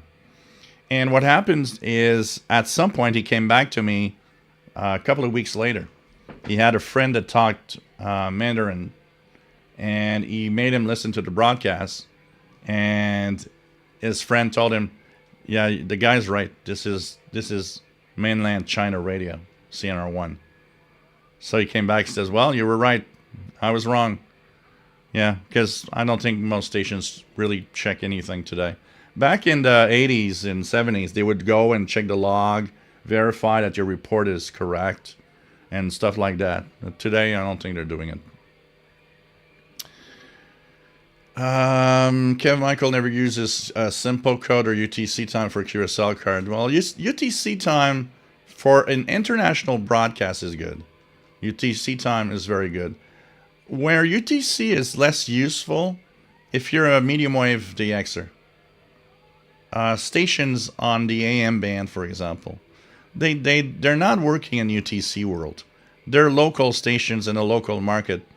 So very often, if I would have sent a report to a medium wave station, I would put the time of the listening in their own time zones so that they can easily know what we were listening to. Because most medium wave stations, AM stations, have no idea what UTC is. Izazel, nice to have you here. XH Data has a Black Friday deal on the XH Data D808 on Amazon. Cool. So, cool. Space Junk Radio, thanks again. We got a good show lined up with EQSLs. So, if you guys want to have Pirate EQSL, listen once again tonight at 0200 9 UTC. That's 9 p.m. Eastern. 6965 kilohertz. Adam Lozo, I listen to my radio when I'm sitting in the middle of all my electronics. Noise makes for a bad experience. What can I do to improve my situation? It would be to put an antenna outdoor. Bring that wire into your radio so that you can plug in an external antenna on it.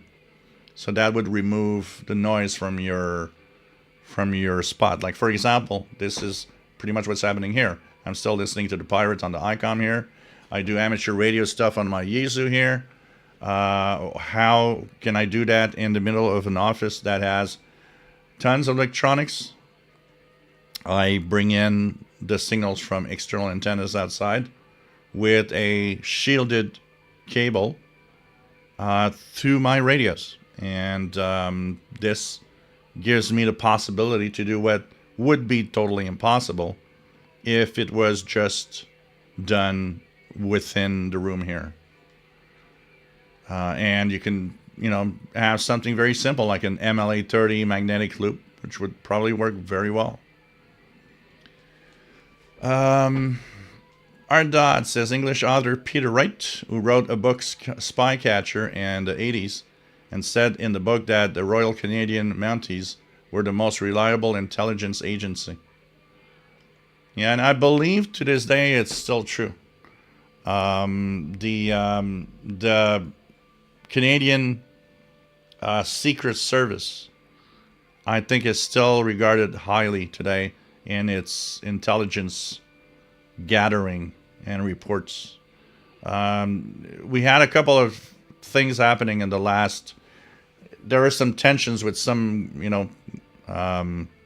some groups here in Canada that come from Algeria and all of that, and there's a few people that, kind of did a little bit of trouble, and the Secret Service came out and said, well, that person, and that person are, sleeping terrorists.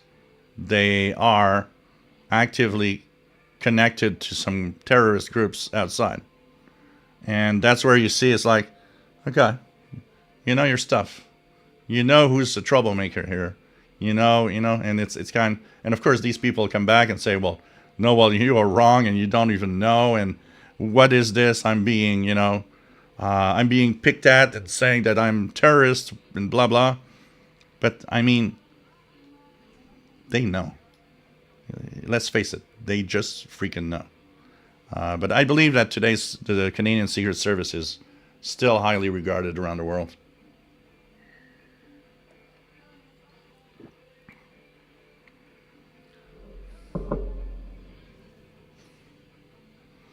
Blogger Die says if the overall rating of Simpo is dependent on the other numbers, then it is superfluous.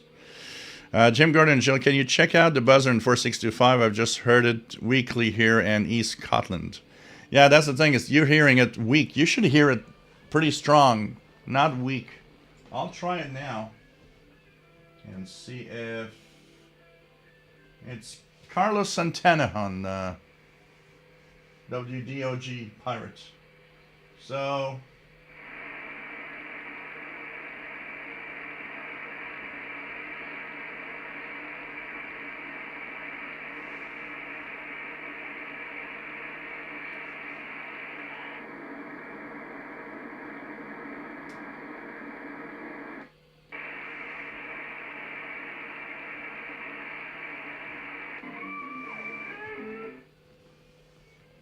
I'm not hearing the buzzer, but I'm hearing RWM 4996.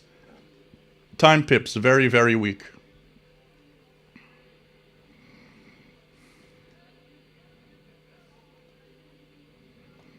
Did anyone write that frequency down? 6965 kilohertz. Joe Walker. 6965 kilohertz.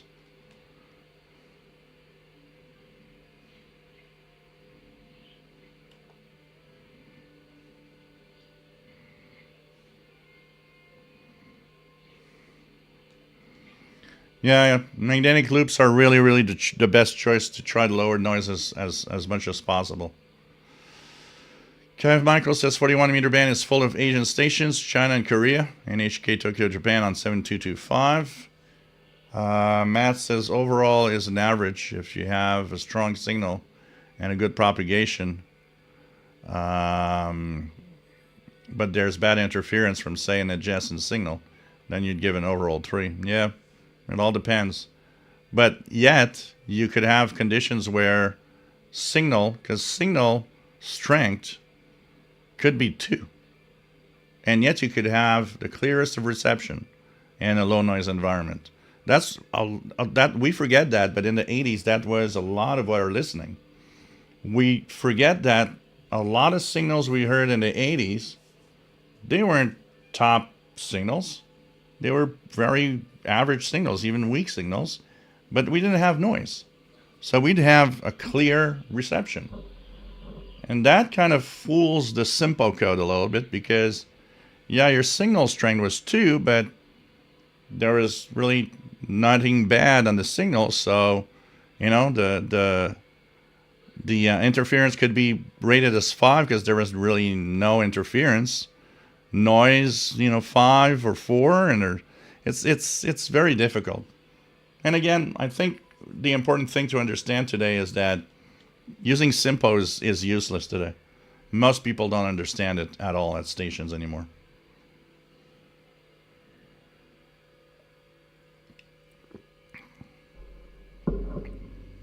Kev Michael, I didn't get my KSL 1160 UTA QSL card yet. Yeah, maybe I'll never get it. A lot of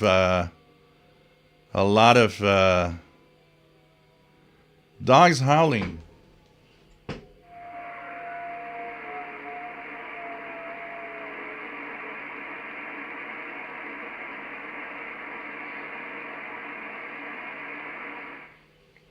Dogs howling. Maybe they're signed off. It's quiet now. Seems. Different gear. TV says Voice of Turkey on 5980 strong signal. Adam Loza, what is a shielded cable? It's a coax cable. So you need a cable that has a center cable and it's when you look at cable TV, that's a shielded cable. There's a cable inside, and there's a shield around it. So that's why the cables are often a little bigger, so that the interference from your room doesn't reach the cable that's going to bring in the signals from outside. An example is RG58, which is a very common one. RG58 is often used. This is what I have here. No, I use RG8. What was the one I'm using here? RG8, I think I'm using here. But there's RG58, which is very common. These are shielded cables that you use to bring in a signal from an antenna outside into a radio. MLA 30 grain antenna, Joe Walker, absolutely. It's a very surprising antenna. Nicole Phillips, nice to have you here, Nicole. G6PGV from Northwest UK. Currently restoring a Drake TR4C. Cool. Danny Shortwave, Quotas NDX286, found as $69 on the AliExpress Black Friday. Also includes a 3350 milliamp hour 18650 battery. Yeah, Adam, pretty much. You need to use a coax to bring in the signal from outside.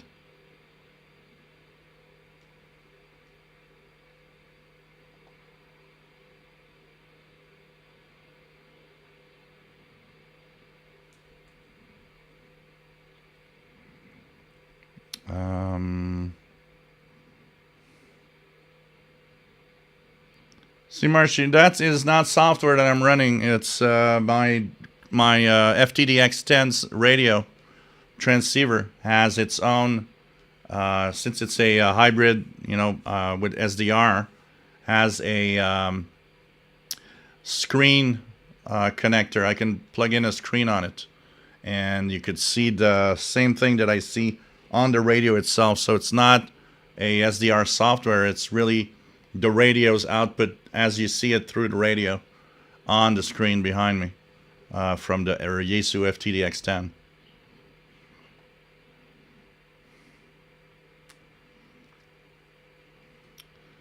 Matt says, yep, I'd give an overall of 4 if the signal was weak, but still perfectly copyable due to prop.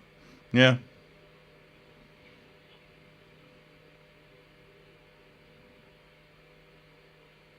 Different gear TV. Quotasen is not USB-C. Is that correct? No, I think it is USB-C. I'm pretty sure it is. I would have to check, though, because now you're putting a doubt in my mind, but I think it is USB-C. Richard Wagner, I hooked my XHJ to D808, and it seems to be getting WDOG better than the PL330 and 680. Jim Gordon, Jill, what is the radio you are using to monitor stations? It depends on the frequency. Honestly, it will really depend on the frequency. So, because my infit antenna in the backyard is better above 10 megahertz, and my MLE30 is better below 10 megahertz, it will depend on that. So if I try to monitor something on a specific frequency, say I want to hear aeronautical comms on 5616, then I'll use the ICOM. Or I'll use a portable that's plugged into my multi-coupler because they're all connected to the MLE30. But if it's above 10 megahertz, the radio of choice will be my Yaesu FTDX10. FTDX10. Okay, RGA Dakota, thanks for the answer. So a micro USB. It's a micro USB apparently. It's funny because in my head I just like I don't know. So he says micro USB. I would have to go and fetch my DX286, which is in the kitchen, to check mine. So depending on what frequency I will be monitoring, I will be using either a good portable, or my ICOM, or the lower frequencies, and the Yaesu will be the one for the the higher frequencies.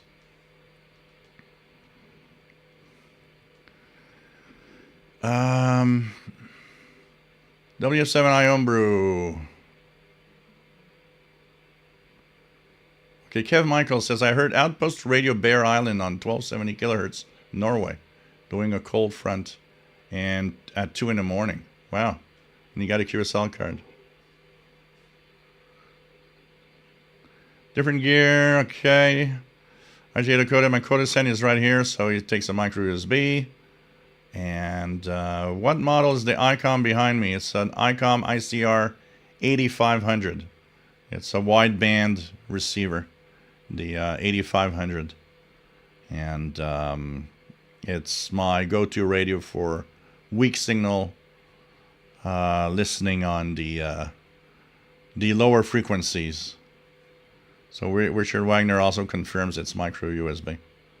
So I didn't even notice, because I don't charge the radio with any cable. I always charge my batteries with the charger. I've got a charger here that can recharge. Actually, I purchased on Amazon. It's really good because it can recharge up to 10 batteries at once. And it can recharge standard AAA, AA batteries, but also will recharge 18650 and many variations of the lithium-ion batteries. When you put the battery in, the circuit analyzes what battery it is and then chooses the correct charge circuit for the battery you just put in. So I charge my batteries externally. So when people ask me what's the connector for the radio, I don't know, because I don't use their cables.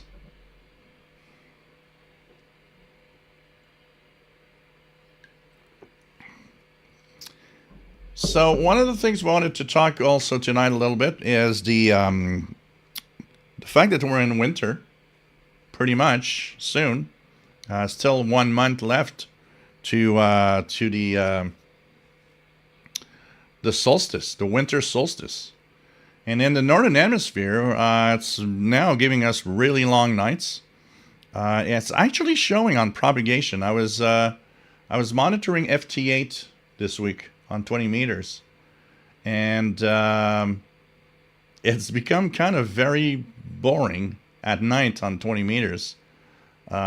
It shows that nights are long and that the maximum usable frequency is dipping quickly at night now. So a lot of stations that are in higher frequencies are not as good, although I've been able to monitor at times the Radio New Zealand 17675. Something interesting also, if you want to do a little experiment and see how solar flux versus high frequency propagation, choose a signal that you hear past sunset and the highest frequency you can hear, and take that signal. And of course, make sure that you take into account that the geomagnetic field, if there's geomagnetic storms and stuff, that doesn't count. But say you've got several days of good propagation, but the solar flux dips and comes back up, notice the effect. It's amazing.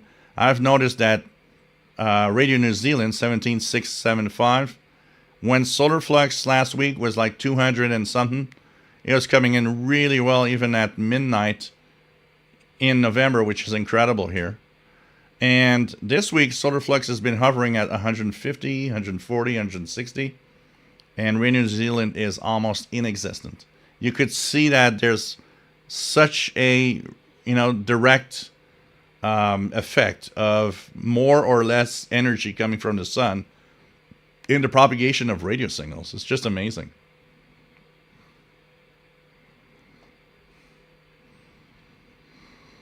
Swatcat's listening to an SDR from Bermuda right now. Cool. Joe Walker, love ICOM, listening to my R30. Wish they could come out with just one more. Yeah, I don't. My take on it. Actually, I'll go on a. I'll go on a personal looking into the future of ICOM. So right now, the ICOM ICR30 was discontinued last year, and I don't think there will be ever something to replace it. And even the last remaining tabletop radio that ICOM has, which is the ICOM ICR 8600, which is a SDR type tabletop radio. I bet you that when that is discontinued, there won't be another one replacing it. I don't think that they'll make another tabletop. You know, that once again, I'd like to know how many people purchased the ICR 8600. What would be the numbers? It'd be interesting, but I'm sure that they're probably not that high. So, Kevin Michael, do you do satellite TVDX? What are you getting up there? No, I don't, but I know some are. I've seen some people mention things here around here that they're using old, dishes and doing some checks on. There's a lot of stuff apparently on the free side that you can get. Actually, there was the first time I was aware of that. The first time I was aware of that is a TV show in Canada where they talked about the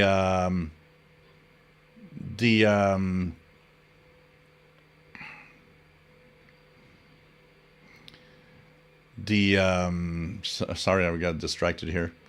So they talked about the fact that Bell, the company that gave satellite TV service, was removing dishes from people that didn't have any satellite, service, because they were thinking they were stealing.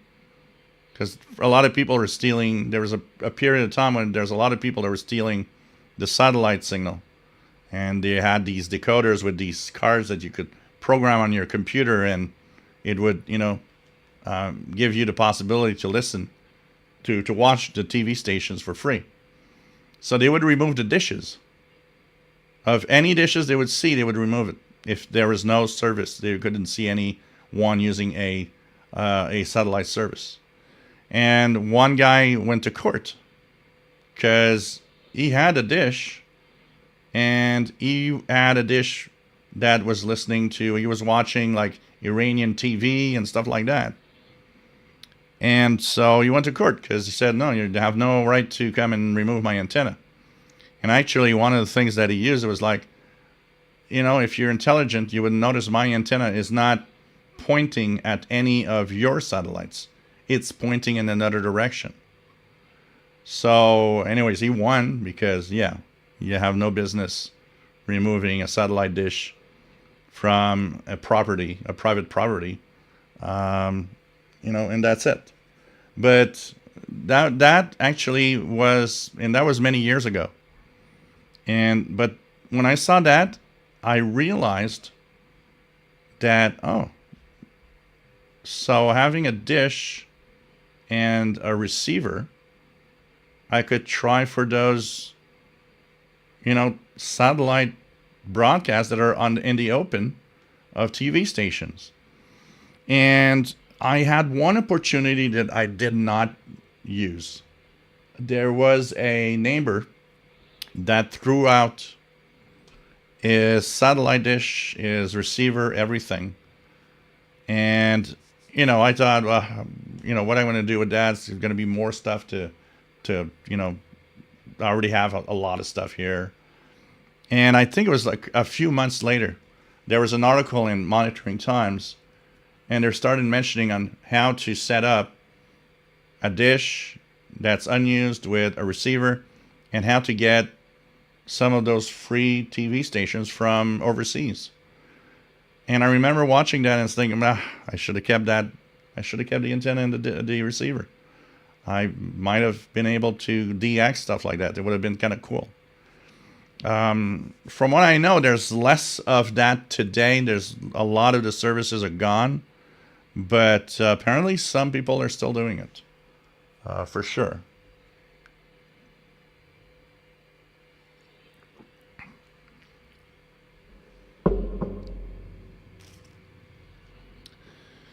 Sweatcat says the air from Bermuda has WWV on 15 megahertz. Vels, what not to love about ICOM? IC 7700, maybe the price.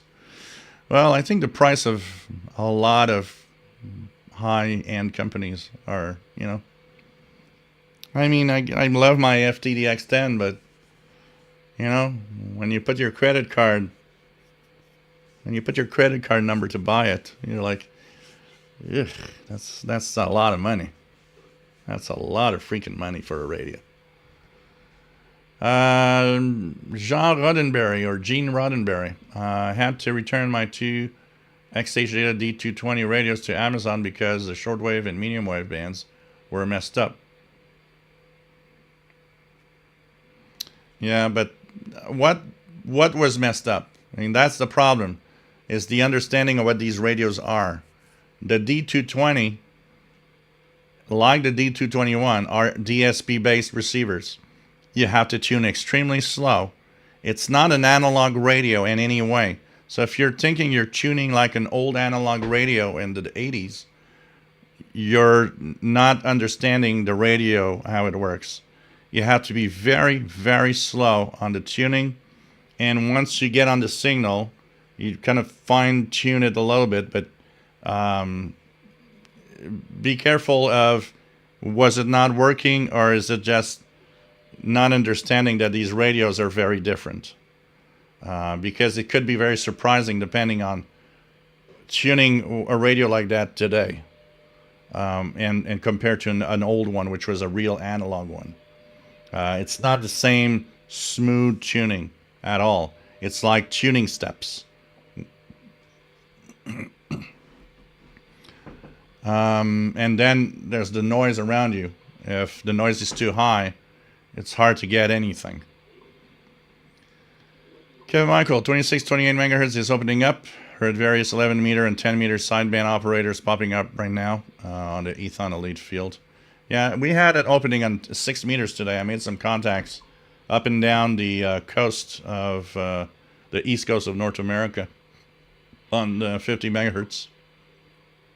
Andy New, nice to have you here from Bristol, UK, M7CUN. Jackie Levac, nice to have you on board. I don't know if you're hearing the sweep downs, but it's actually the sweep downs received on my my little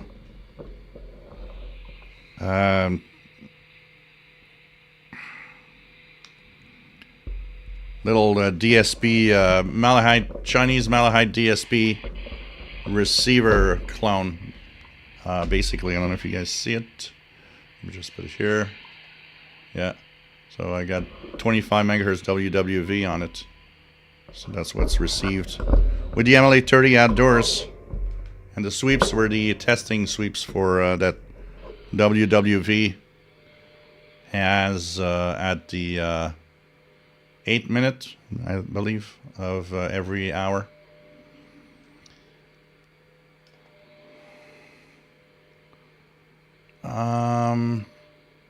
Craig Martinetti, nice to have you on board from Ontario, Canada. Patrick Fitzpatrick has the 8600. K4 AOL, nice to have you here.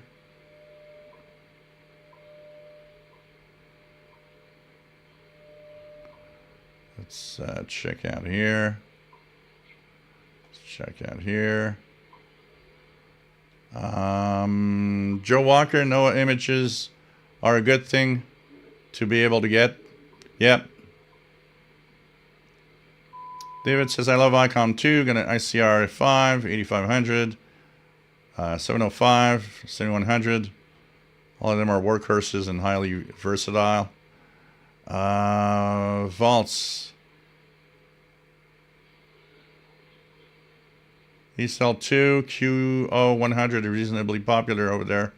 but it does not cover your side of the pond. Maybe you have something similar. Yeah, there's a couple of... I need to check it out. I haven't looked at the satellite stuff in a long time. And I was thinking about it actually this week, where I was like, you haven't done anything satellite in a long time. Maybe it's time to, actually I learned one thing the hard way this week, is that I realized that for many years I was always set up for VHF UHF. And if I wanted to go satellite or do some amateur satellite, I could go on the SDR Play or the ICOM ICRD 500 and tune on the signals that the amateur satellites were coming from also. And all sorts of things like that. And when in the last week we had some slow scan TV from the International Space Station, it made me realize I don't have an easy way now of monitoring VHF UHF. I took down my discount from the front balcony, and now I'm realizing you got to put it back up. It's the only way I'm getting VHF UHF stuff. I do have the antenna in the backyard, but the antenna in the backyard on the shed, the metal shed, it's in the backyard. I would have to set up a radio in the kitchen. So it's kind of interesting here. I realized that I need to have or put back up a VHF UHF capability. Brian Penny, nice to have you on board. What's the beer tonight? Well, tonight is not beer. Actually, I'm finishing my drink. It's a cranberry juice and vodka drink that I've been drinking since the start of the show at 3 p.m.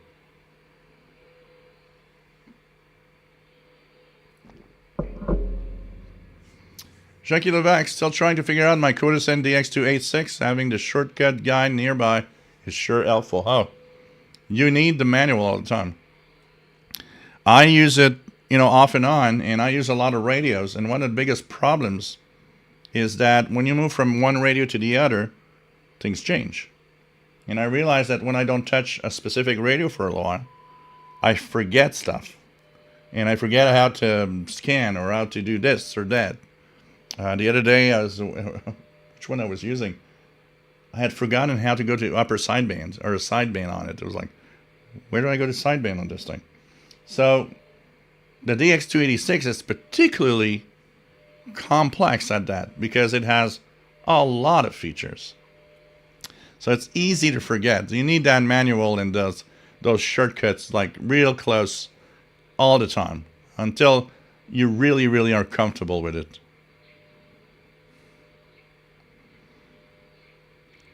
Blogger I could simple for my own notes and went to SIO. Yeah, a shortened version of it. Yep.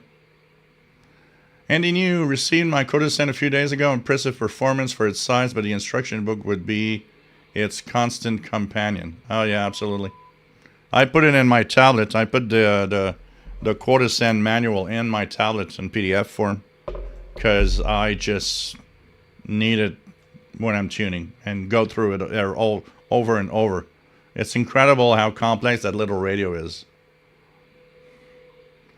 Madrina DXer, nice to have you here from Stormy UK, M7EIW. Nick Amendold, speaking of dish antennas, do you remember the Colombo episode where some guy recorded the murder with his dish by accident? Nice text story, still not sure if it's 100% possible. Yeah, it rings a bell. Yeah.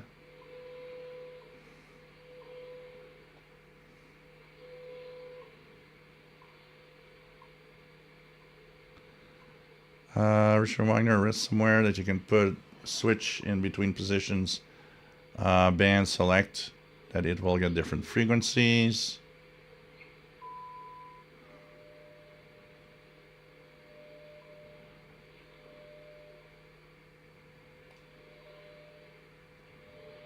Okay, what else do we have? Let's go down. Radio DX, there's Jill, interesting. You're using your Malhead clone. I'm using mine again for listening to SSB signals. Yeah, it's like, well, it was there on my desk, And I thought, hey, how about turning it on? I think it hadn't worked for a year. It was just there. And I thought, yeah, let's take it out for a spin. Been a long time.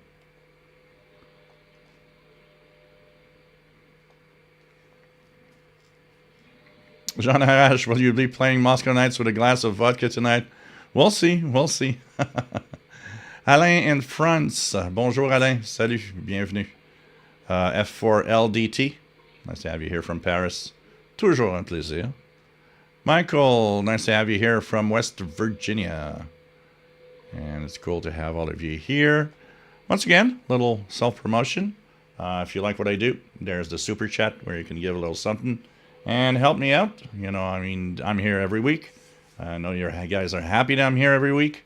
And, you know, you got 3 hours of show at least most of the time. And, you know, if you find it something important to help out with their hobby and entertainment at the same time, don't hesitate to give a little something. And you have the pizza fund if you want to help out in the pizza fund, so I can get a little pizza after the show's over tonight. You can send through PayPal donation for the pizza fund. Much appreciated. Always nice to have donations. Thank you guys that have donated. Those that have never donated, think about it. It's not always the same people to give money. And if you can't, I totally understand. Okay, Craig Martinetti. Yeah, okay. So anyways, yeah, lots of, you know, the hobby has such an amazing amount of different things you can do. It's hard to, when I see somebody telling me I don't find anything interesting in radio hobby, I don't know, you haven't looked maybe at the whole aspect of every single thing that you can do. I think maybe you're missing out on some aspect of the hobby you like more than others. You know, some like shortwave, but a lot of people like medium wave DXing. Some people like long wave. Some people are, you know, amateur satellite fans. They just want to chase those. And there's so many other things. Some people are just utility. They don't care about international broadcasts, but they want to hear military. They want to hear marine. They want to hear, you know, aeronautical. They want to hear all sorts of exotic stuff. It's something to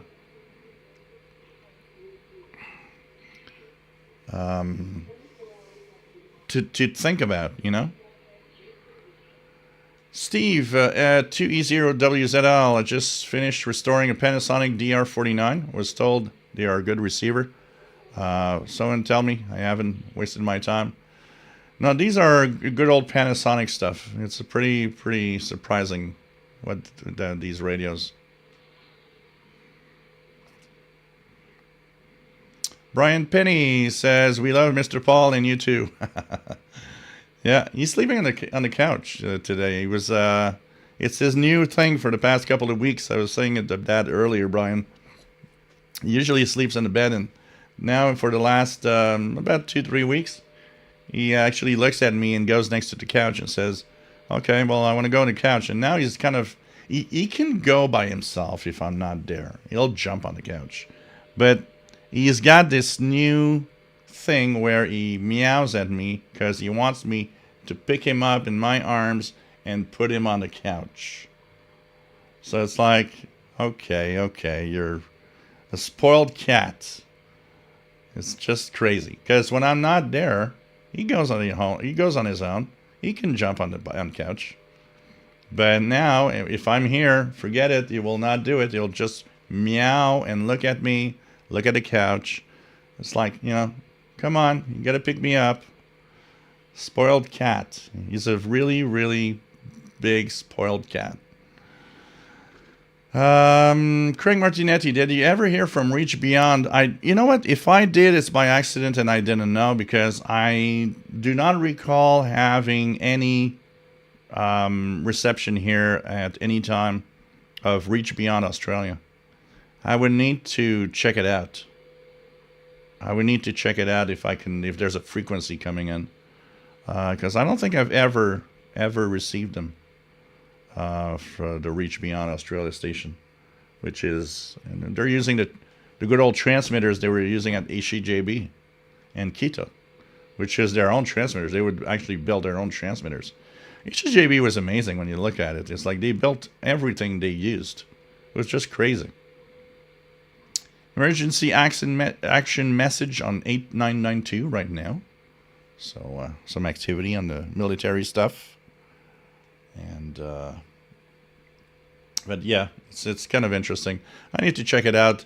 I've been fascinated with Radio Filipinas from the Philippines on at night, using a Kiwi SDR in Nepal or in the vicinity there, receiving it on 17820 and their English broadcast from 02 to 0330. It's like, wow, it's just so cool. They have such a unique. It reminds me of the good old shortwave days because they have such a unique way of bringing their own broadcast that it just, sounds interesting. So let's see here. So there's a few pirates apparently now. So WDOJ 9290 is gone. Let's try 6935, 6965. Let's check it out.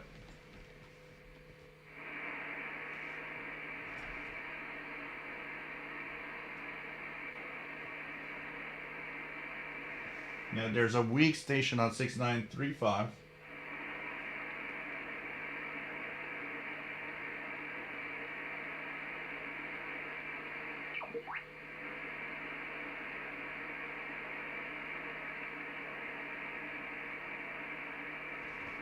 Yeah, I'm hearing something weak on 6935, but nothing much. Nothing much.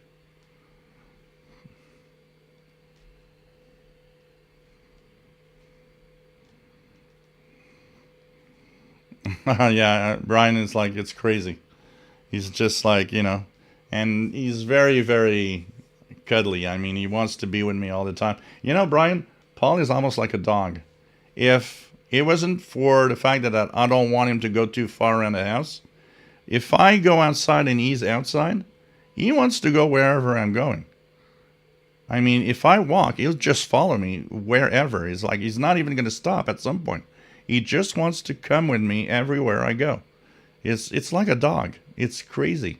That cat is totally in love with me, and it's amazing. It's like when I see some YouTube videos of guys with their cats and going to the beach or stuff like that. You know what? Paul would be that type of cat if I'd give him the chance. I just don't want him to go too far. So I just I come back and I'm like, no, you can't follow me. I don't want you to follow me. But he would.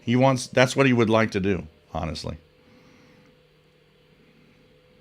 Oh, the QSL card. Craig, you know what? I've not contacted them. You're right. I completely forgot about that one. Concerning the QSL card that I'm missing. I've not had any news or anything. So it's kind of interesting. I don't know. I doubt they would be able to help from, a QSL card from back in the 80s. I don't know. I don't think it would be a... Jim Gordon, have heard Reach Beyond Australia regularly here in Scotland with transmissions directed to Southeast Asia on 15460 during my local afternoons. So, But no, I completely forgot about that. And yeah, I don't know. SWAT says, Paul feels more comfortable around you. He totally trusts you. That is a cat's behavior. They rely on total trust. Yeah, he's... I go outside and it's just funny. If I go in the backyard, he comes down and he wants to be with me. It's like I remember going in the backyard with my radios. And my neighbor downstairs, she has 2 cats. And one time I'm in the backyard and we have a drink. So we decided to have a little drink and talk. So Paul the cat comes down the stairs and gets on a chair right next to me and sleeps there. And she's like, I'm so jealous of your cat. And I'm like, what? Why? Your cat just comes down and will be outside and just sleep next to you, and that's it. I'd love my cats to do that, but my cats don't do that. And it's like, yeah, Paul has a very unique way of being a cat, honestly. John Hummel Newell, VE5JHN. Nice to have you on board, hearing military traffic on 8992 in Saskatchewan. Pretty cool. Cool, Craig. I don't know if they can do anything about it, though. But, man, those QSL cards from HCJB and all these stations from the past, I mean, it's crazy. By the way, if you guys are if some of you are CIDX members, please take note that at 0 hours UTC tonight, 7 p.m. Eastern, it's the CIDX Zoom meeting. So that is happening, and for all, open to all CIDX Canadian International DX Club members. And it's always fun to see everybody. So do take a look at that possibility of being in the Zoom. It's always fun to see you guys. And so you can join in and, of course, have a lot of fun with us later on tonight. So that's going to be a lot of a camera-a-thon for me with this live show and then the Zoom meeting. And so it's going to be kind of cool. I'm going to check something with the email. I think I got some...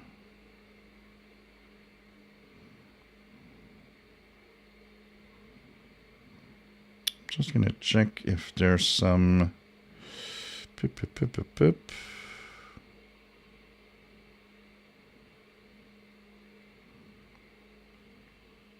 emails. Sometimes there's emails that are coming in. And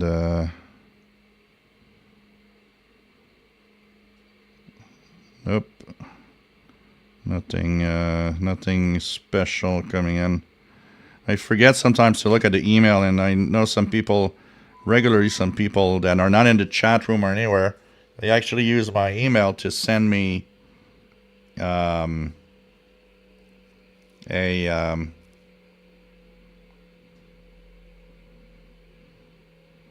little something during the live shows.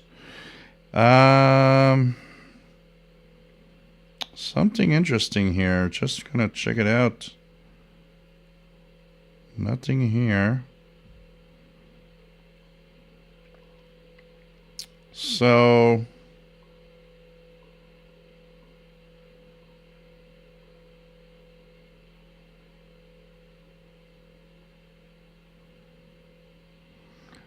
via the Glenn Hauser World of Radio group, and they have a series of posts saying Moosbrunn, Austria, farewell plans. So apparently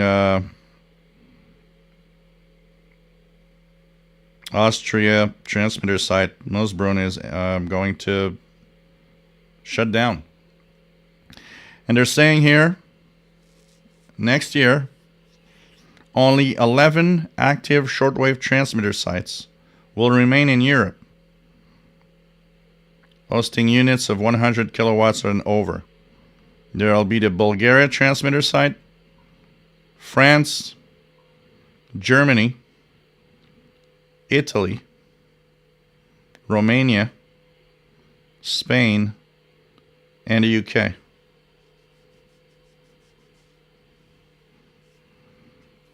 And it says, I've been into shortwave listening hobby since 2001 and counted 45 European transmitter sites closed or inactive as now since then.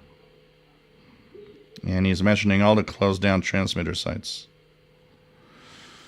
So it seems that our days of listening to anything coming out of Austria, Moosbrunn transmitter site are pretty much counted, it seems that by the end of the year, it will be shut down.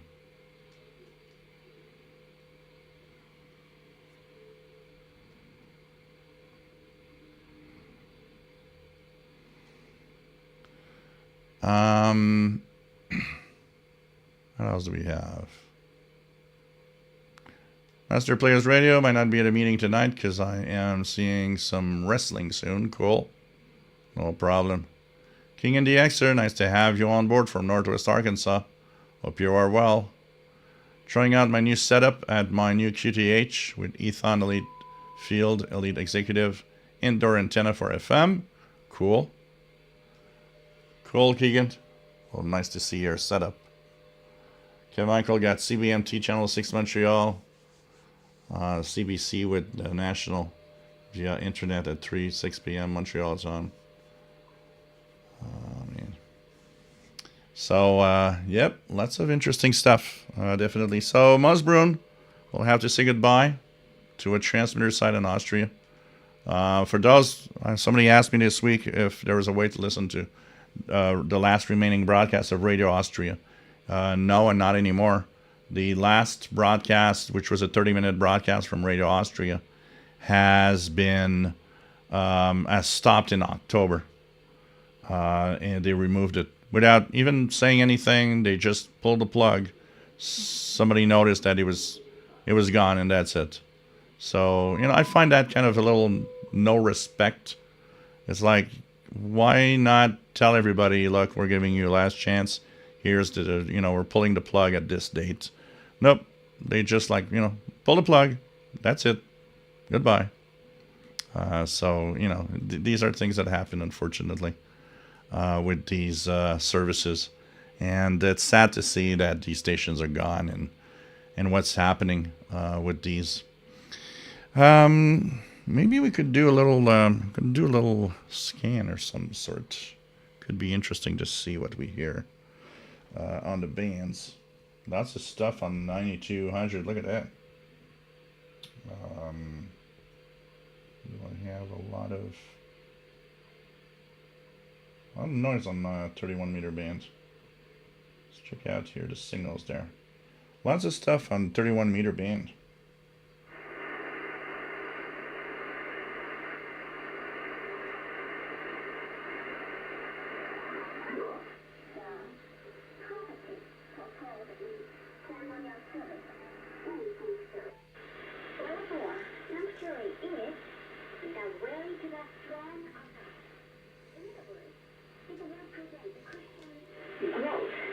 In God's grace. First, our sins are forgiven by Jesus' death, and we are baptized to 9265 WINB, Red Lion, Pennsylvania. in the outer court. Thus, A carta de hoje da nossa caixa de mensagens diárias vem de Las Condes, Chile. Você sabia que o deserto do Atacama, no Chile, é o local mais árido da Terra? Verdade. World's last crap, 9330 kilohertz. E algumas estações meteorológicas naquele país nunca receberam. It is impossible to please him. Impossible to please God, for he that cometh to God must believe. 9350. Let me just check the schedule. There's a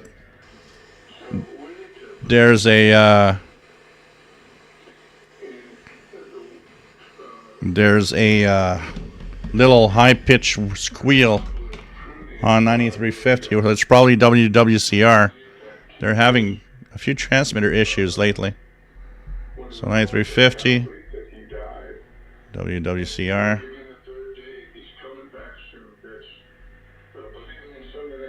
9350, yep. WWCR transmitter number 2.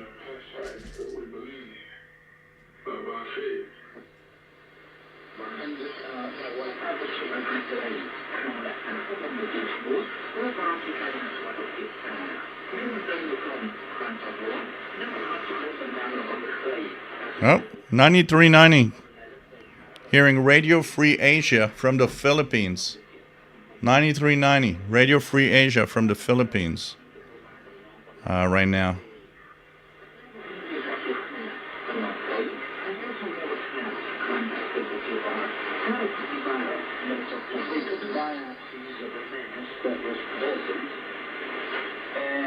WRMI on 93.95. Minutes for the samples to be read in the laboratory by the pathologist. The sample diagnosis was, and 20 minutes later, 就我脱离一切患难，耶和华的使者在敬畏他的人视为安宁，救他们。你们要尝尝主恩的滋味，便知道他是美善。投靠他的人有福了。 Oh, this is a new one for me. 9405. Far East Broadcasting Corporation Radio Liangyu 3. Broadcast over the Philippines transmitter site. I've never heard that before. 9405 in Mandarin. Far East Broadcasting Corporation Radio Liangyu 3 via the Philippines. 要离恶行善，寻求和睦，以行非人。耶和华的眼目看顾义人，他的耳朵听他们的呼求。耶和华向行恶的人辨别，要从世上除灭他们的名头。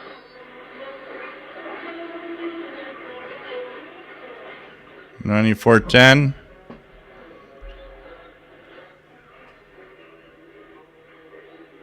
Looks like the CNR1 jammer. That's some music. Some Chinese music.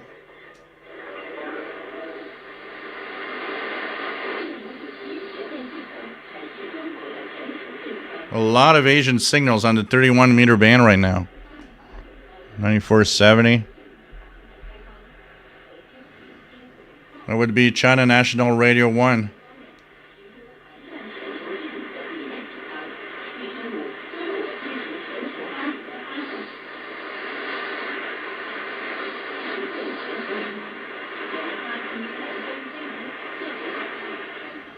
$9,500.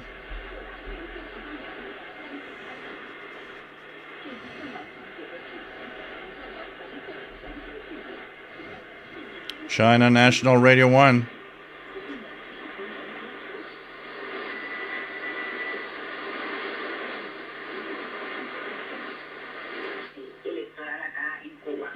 Radio Marti 9565 in Spanish. interesante que además lo diga porque es un reflejo y anteriormente en otros.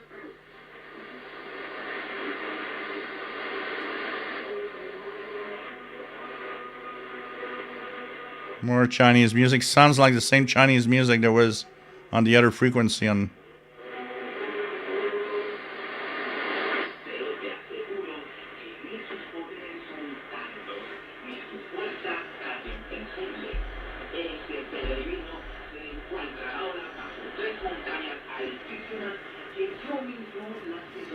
China Radio in Spanish. Direct from China. 9640.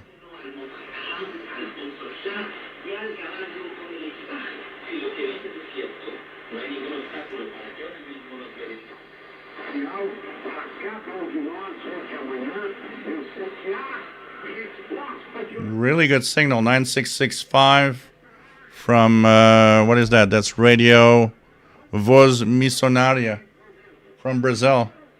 9665.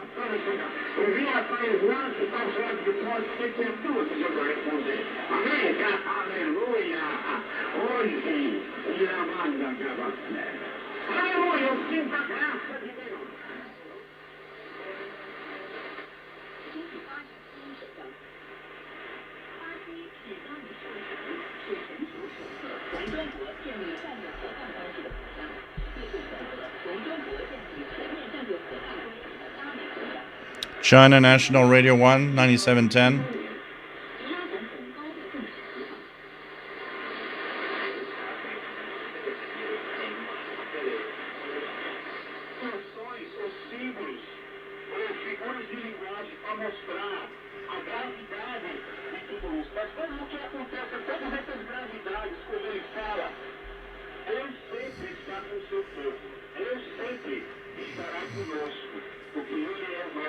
9765. It's Madagascar World Voice, Palavra Alegre in Portuguese, broadcasted from Madagascar Relay.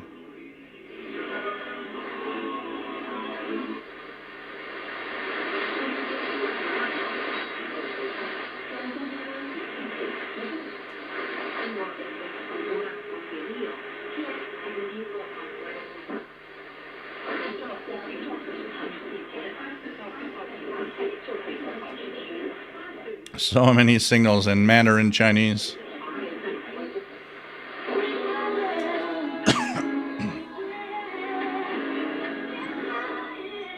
(9930) kilohertz WTWW out of Lebanon, Tennessee.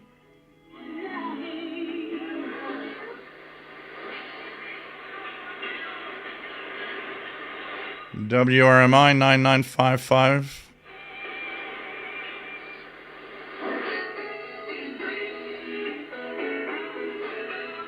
(9980), I believe, is WWCR.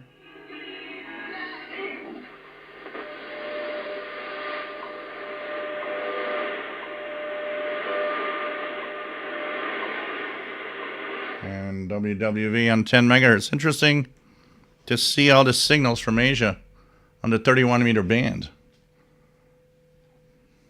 Pretty cool. So let's see here. I'm going to go back up.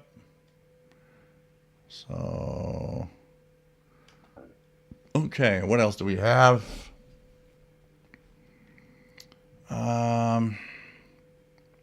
Michael RF Ray Austria was on that transmitter. We have QSL card from the 1990s. Why was it turned off? So they're turning off the Austria transmitter site because there's just no more use for it. The biggest user of the Austria transmitter site in Moosbrunn was AWR. And Adventist World Radio has scaled down the shortwave to their own transmitter only in Guam.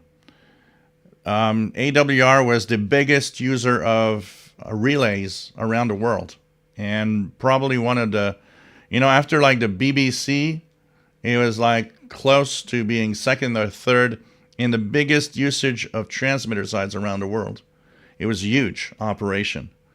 And now they've removed all of that. So Austria was mainly pretty much kept up by AWR. They were the main client buying airtime. So now there's just like almost no one left on the Austria transmitter site. So I figured that they probably have said, okay, we just have a handful of people now. It's not, viable. They can't keep up, keeping the transmitters and everything just for a few hours a day of transmissions. So they've decided to remove the transmitter site. Stop. I don't know if they're going to dismantle it, but at least they're it's going to stop at the end of the year.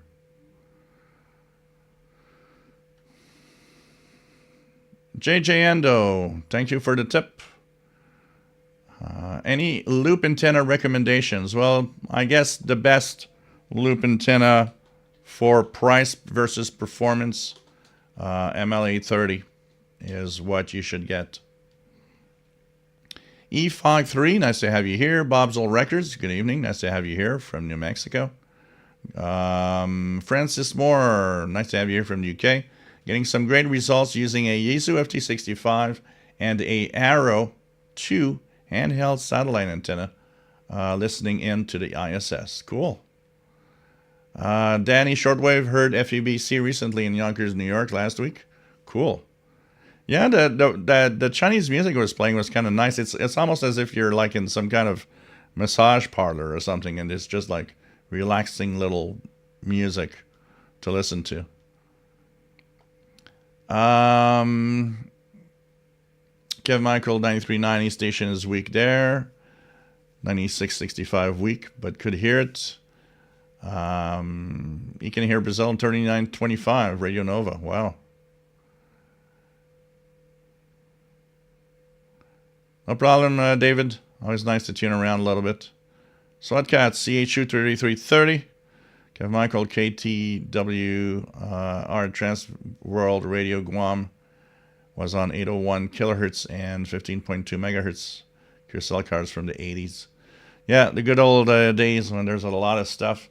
Actually, me and Sheldon were talking when we were recording the International Radio Report. He came across a logbook of his and started digitizing the logs in a spreadsheet. And he says, wow, when you start looking at your logs from like the 90s, it's just so amazing to see all the stuff that was there. And yeah, definitely, when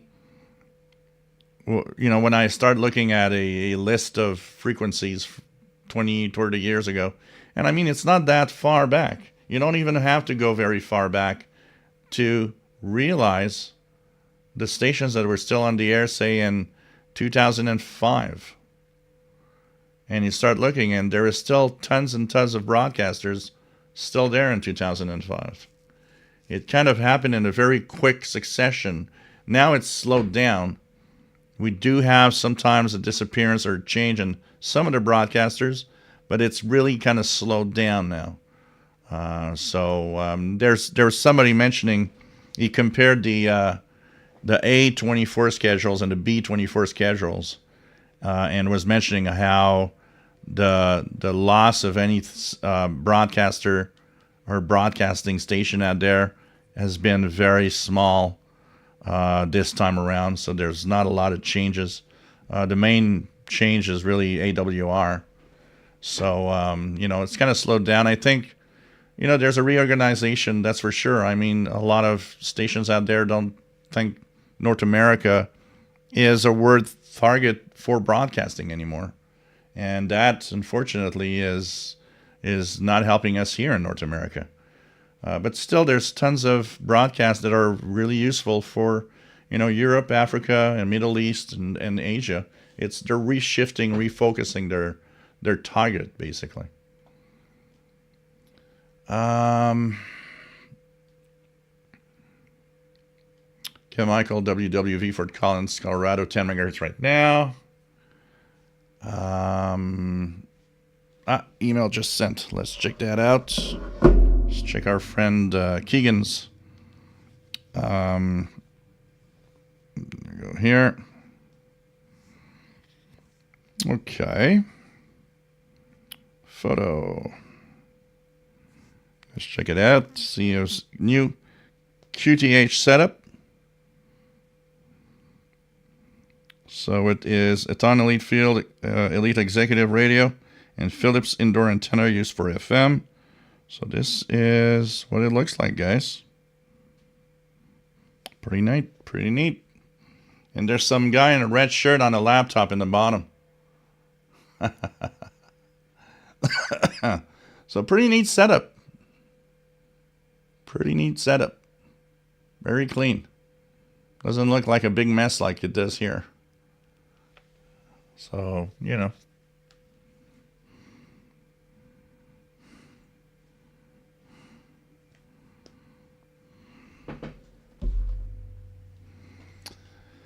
Bob's old record. I won't mention it on the air.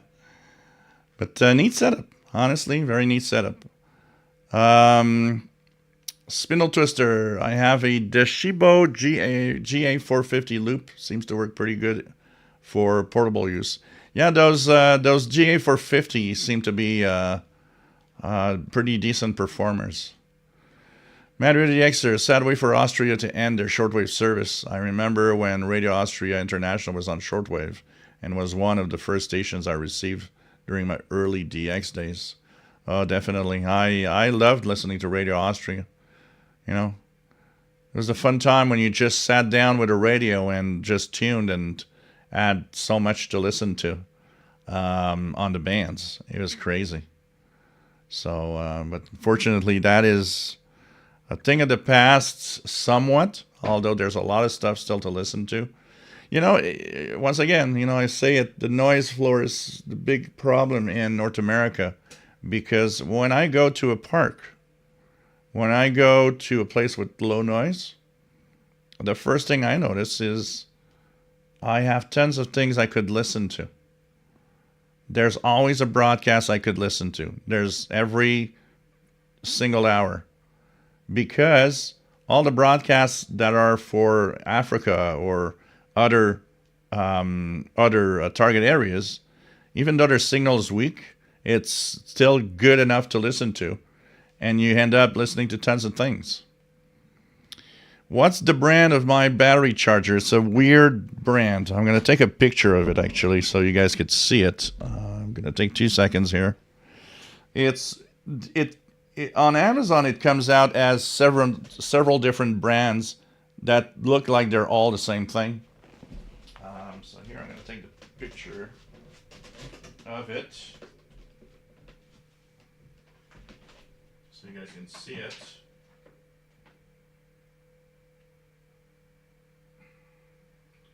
And do I have a brand on it?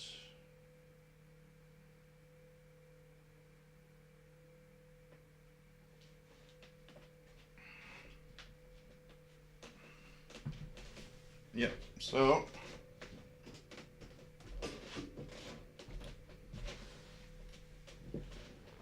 this is what it looks like. Okay. And so you're seeing right now that I'm actually charging 2 AA's and one 18650. They can be mixed. You can charge just one if you want. And I set 10. I think it's 8. 1, 2, 3, 4, 5, 6, 7. Yeah, it's 8 batteries, not 10. And you have this display at the top that gives you the battery voltages. So depending on the battery that you want to choose, it gives you its percentage of charge, voltage, and so on. And this is the brand Mi Boxer, as you see here at the top. But I've seen many that are exactly identical and have a different brand name on the box. And I'm pretty sure they must be the exact same thing. So this is what I use to charge my AA, AAA, and 18650s. Works very, very nice.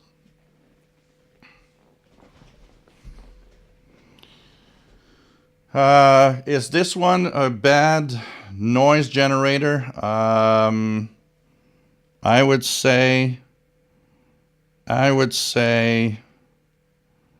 I'm not sure, because since it's in this room and everything, the cables for every radio is shielded. Maybe I should try something here. I'm going to turn on this, see it on radio. And so I'm on the 25 meter band. I'm just going to go near it to see if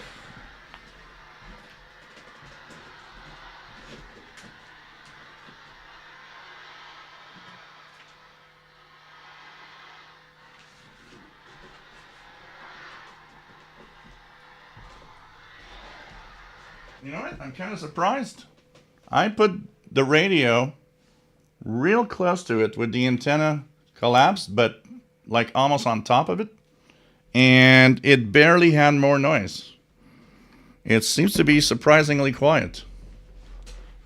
So I would have to check it a little more, but I'm surprised. I'm surprised by the noise that it comes out from. Yeah, Radio Australia with the Blue Danube. Yep, that was great. Matthew DX, in the good old days when Radio Australia ended broadcast, I tuned to Radio Netherlands. And when that ended, I tuned to Radio Canada and so on. You could listen to the whole programs nonstop. Yeah, there's always something. There was always something, if not the fact that there is often too many things at the same time. You had to choose. You know what I listen to tonight? I'm listening to Austria, or I'm choosing Israel, or I'm choosing Netherlands, or which one am I choosing? Definitely. Sheila, nice to have you here from Belleville, Ontario, Canada. Nice to have you on board. And it's pretty cool to have all of you here. Thank you, DX Winner, for the the donations. Much appreciated, as always. It's always pretty cool. I'm going to start winding down the live show because in an hour's time I will be in the Zoom for the CIDX meetup. So I'm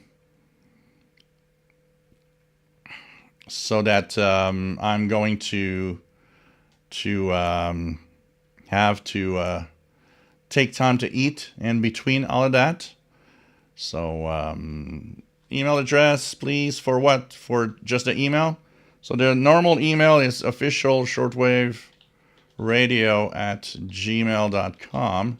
This is for anything related to radio. And for the pizza fund, as I call it, through PayPal, it's this email here. Thanks everybody for being here tonight. Always nice to be here and have fun with you guys. I'm probably going to try to make it look a little more Christmassy next week in the background, so that, you know, as we're getting close. I want to say that we're going to have, of course, a special Christmas show this year. Also, I talked to Santa. Santa agreed to be here once again. He's a really good friend of mine. So that's going to happen in probably the Saturday before Christmas, which would be like on the 20. That would happen. The Christmas show would be on the, check it out, December the 21st, right on Solstice Day. So David Snyder, yep, you have to be a CIDX member and I've paid your membership to be in the CIDX Zoom meetup. It is a requirement. It's open only to club members. And so thanks everybody for being here. Hope you enjoyed the show today. Thank you so much. And we'll be back next Saturday, 20 hours UTC. And we'll have more fun with radio. And maybe take a look at some of the radios and just have fun. And looking forward to getting my 2 new radios that are going to be sent to me. So it's going to be a lot of fun. Take care, guys. Love you all. Stay safe. And see you next Saturday, 20 hours Universal Time. David Snyder, wish you did a Sunday show, as even this time of year, the Shabbos ended at 5:30. Yeah. Well, we could, I don't know, we could see something that I could maybe do. Saturday for me is the best. I did dabble once with, you know, it could be a Saturday in 1 week, Sunday the next week. We'll see. We'll check out what we can do with that. So take care, guys. Stay safe. And for those that are CIDX members, don't forget, at 7 p.m., it's a Zoom on the CIDX side of things. Take care, guys. Love you all. Okay?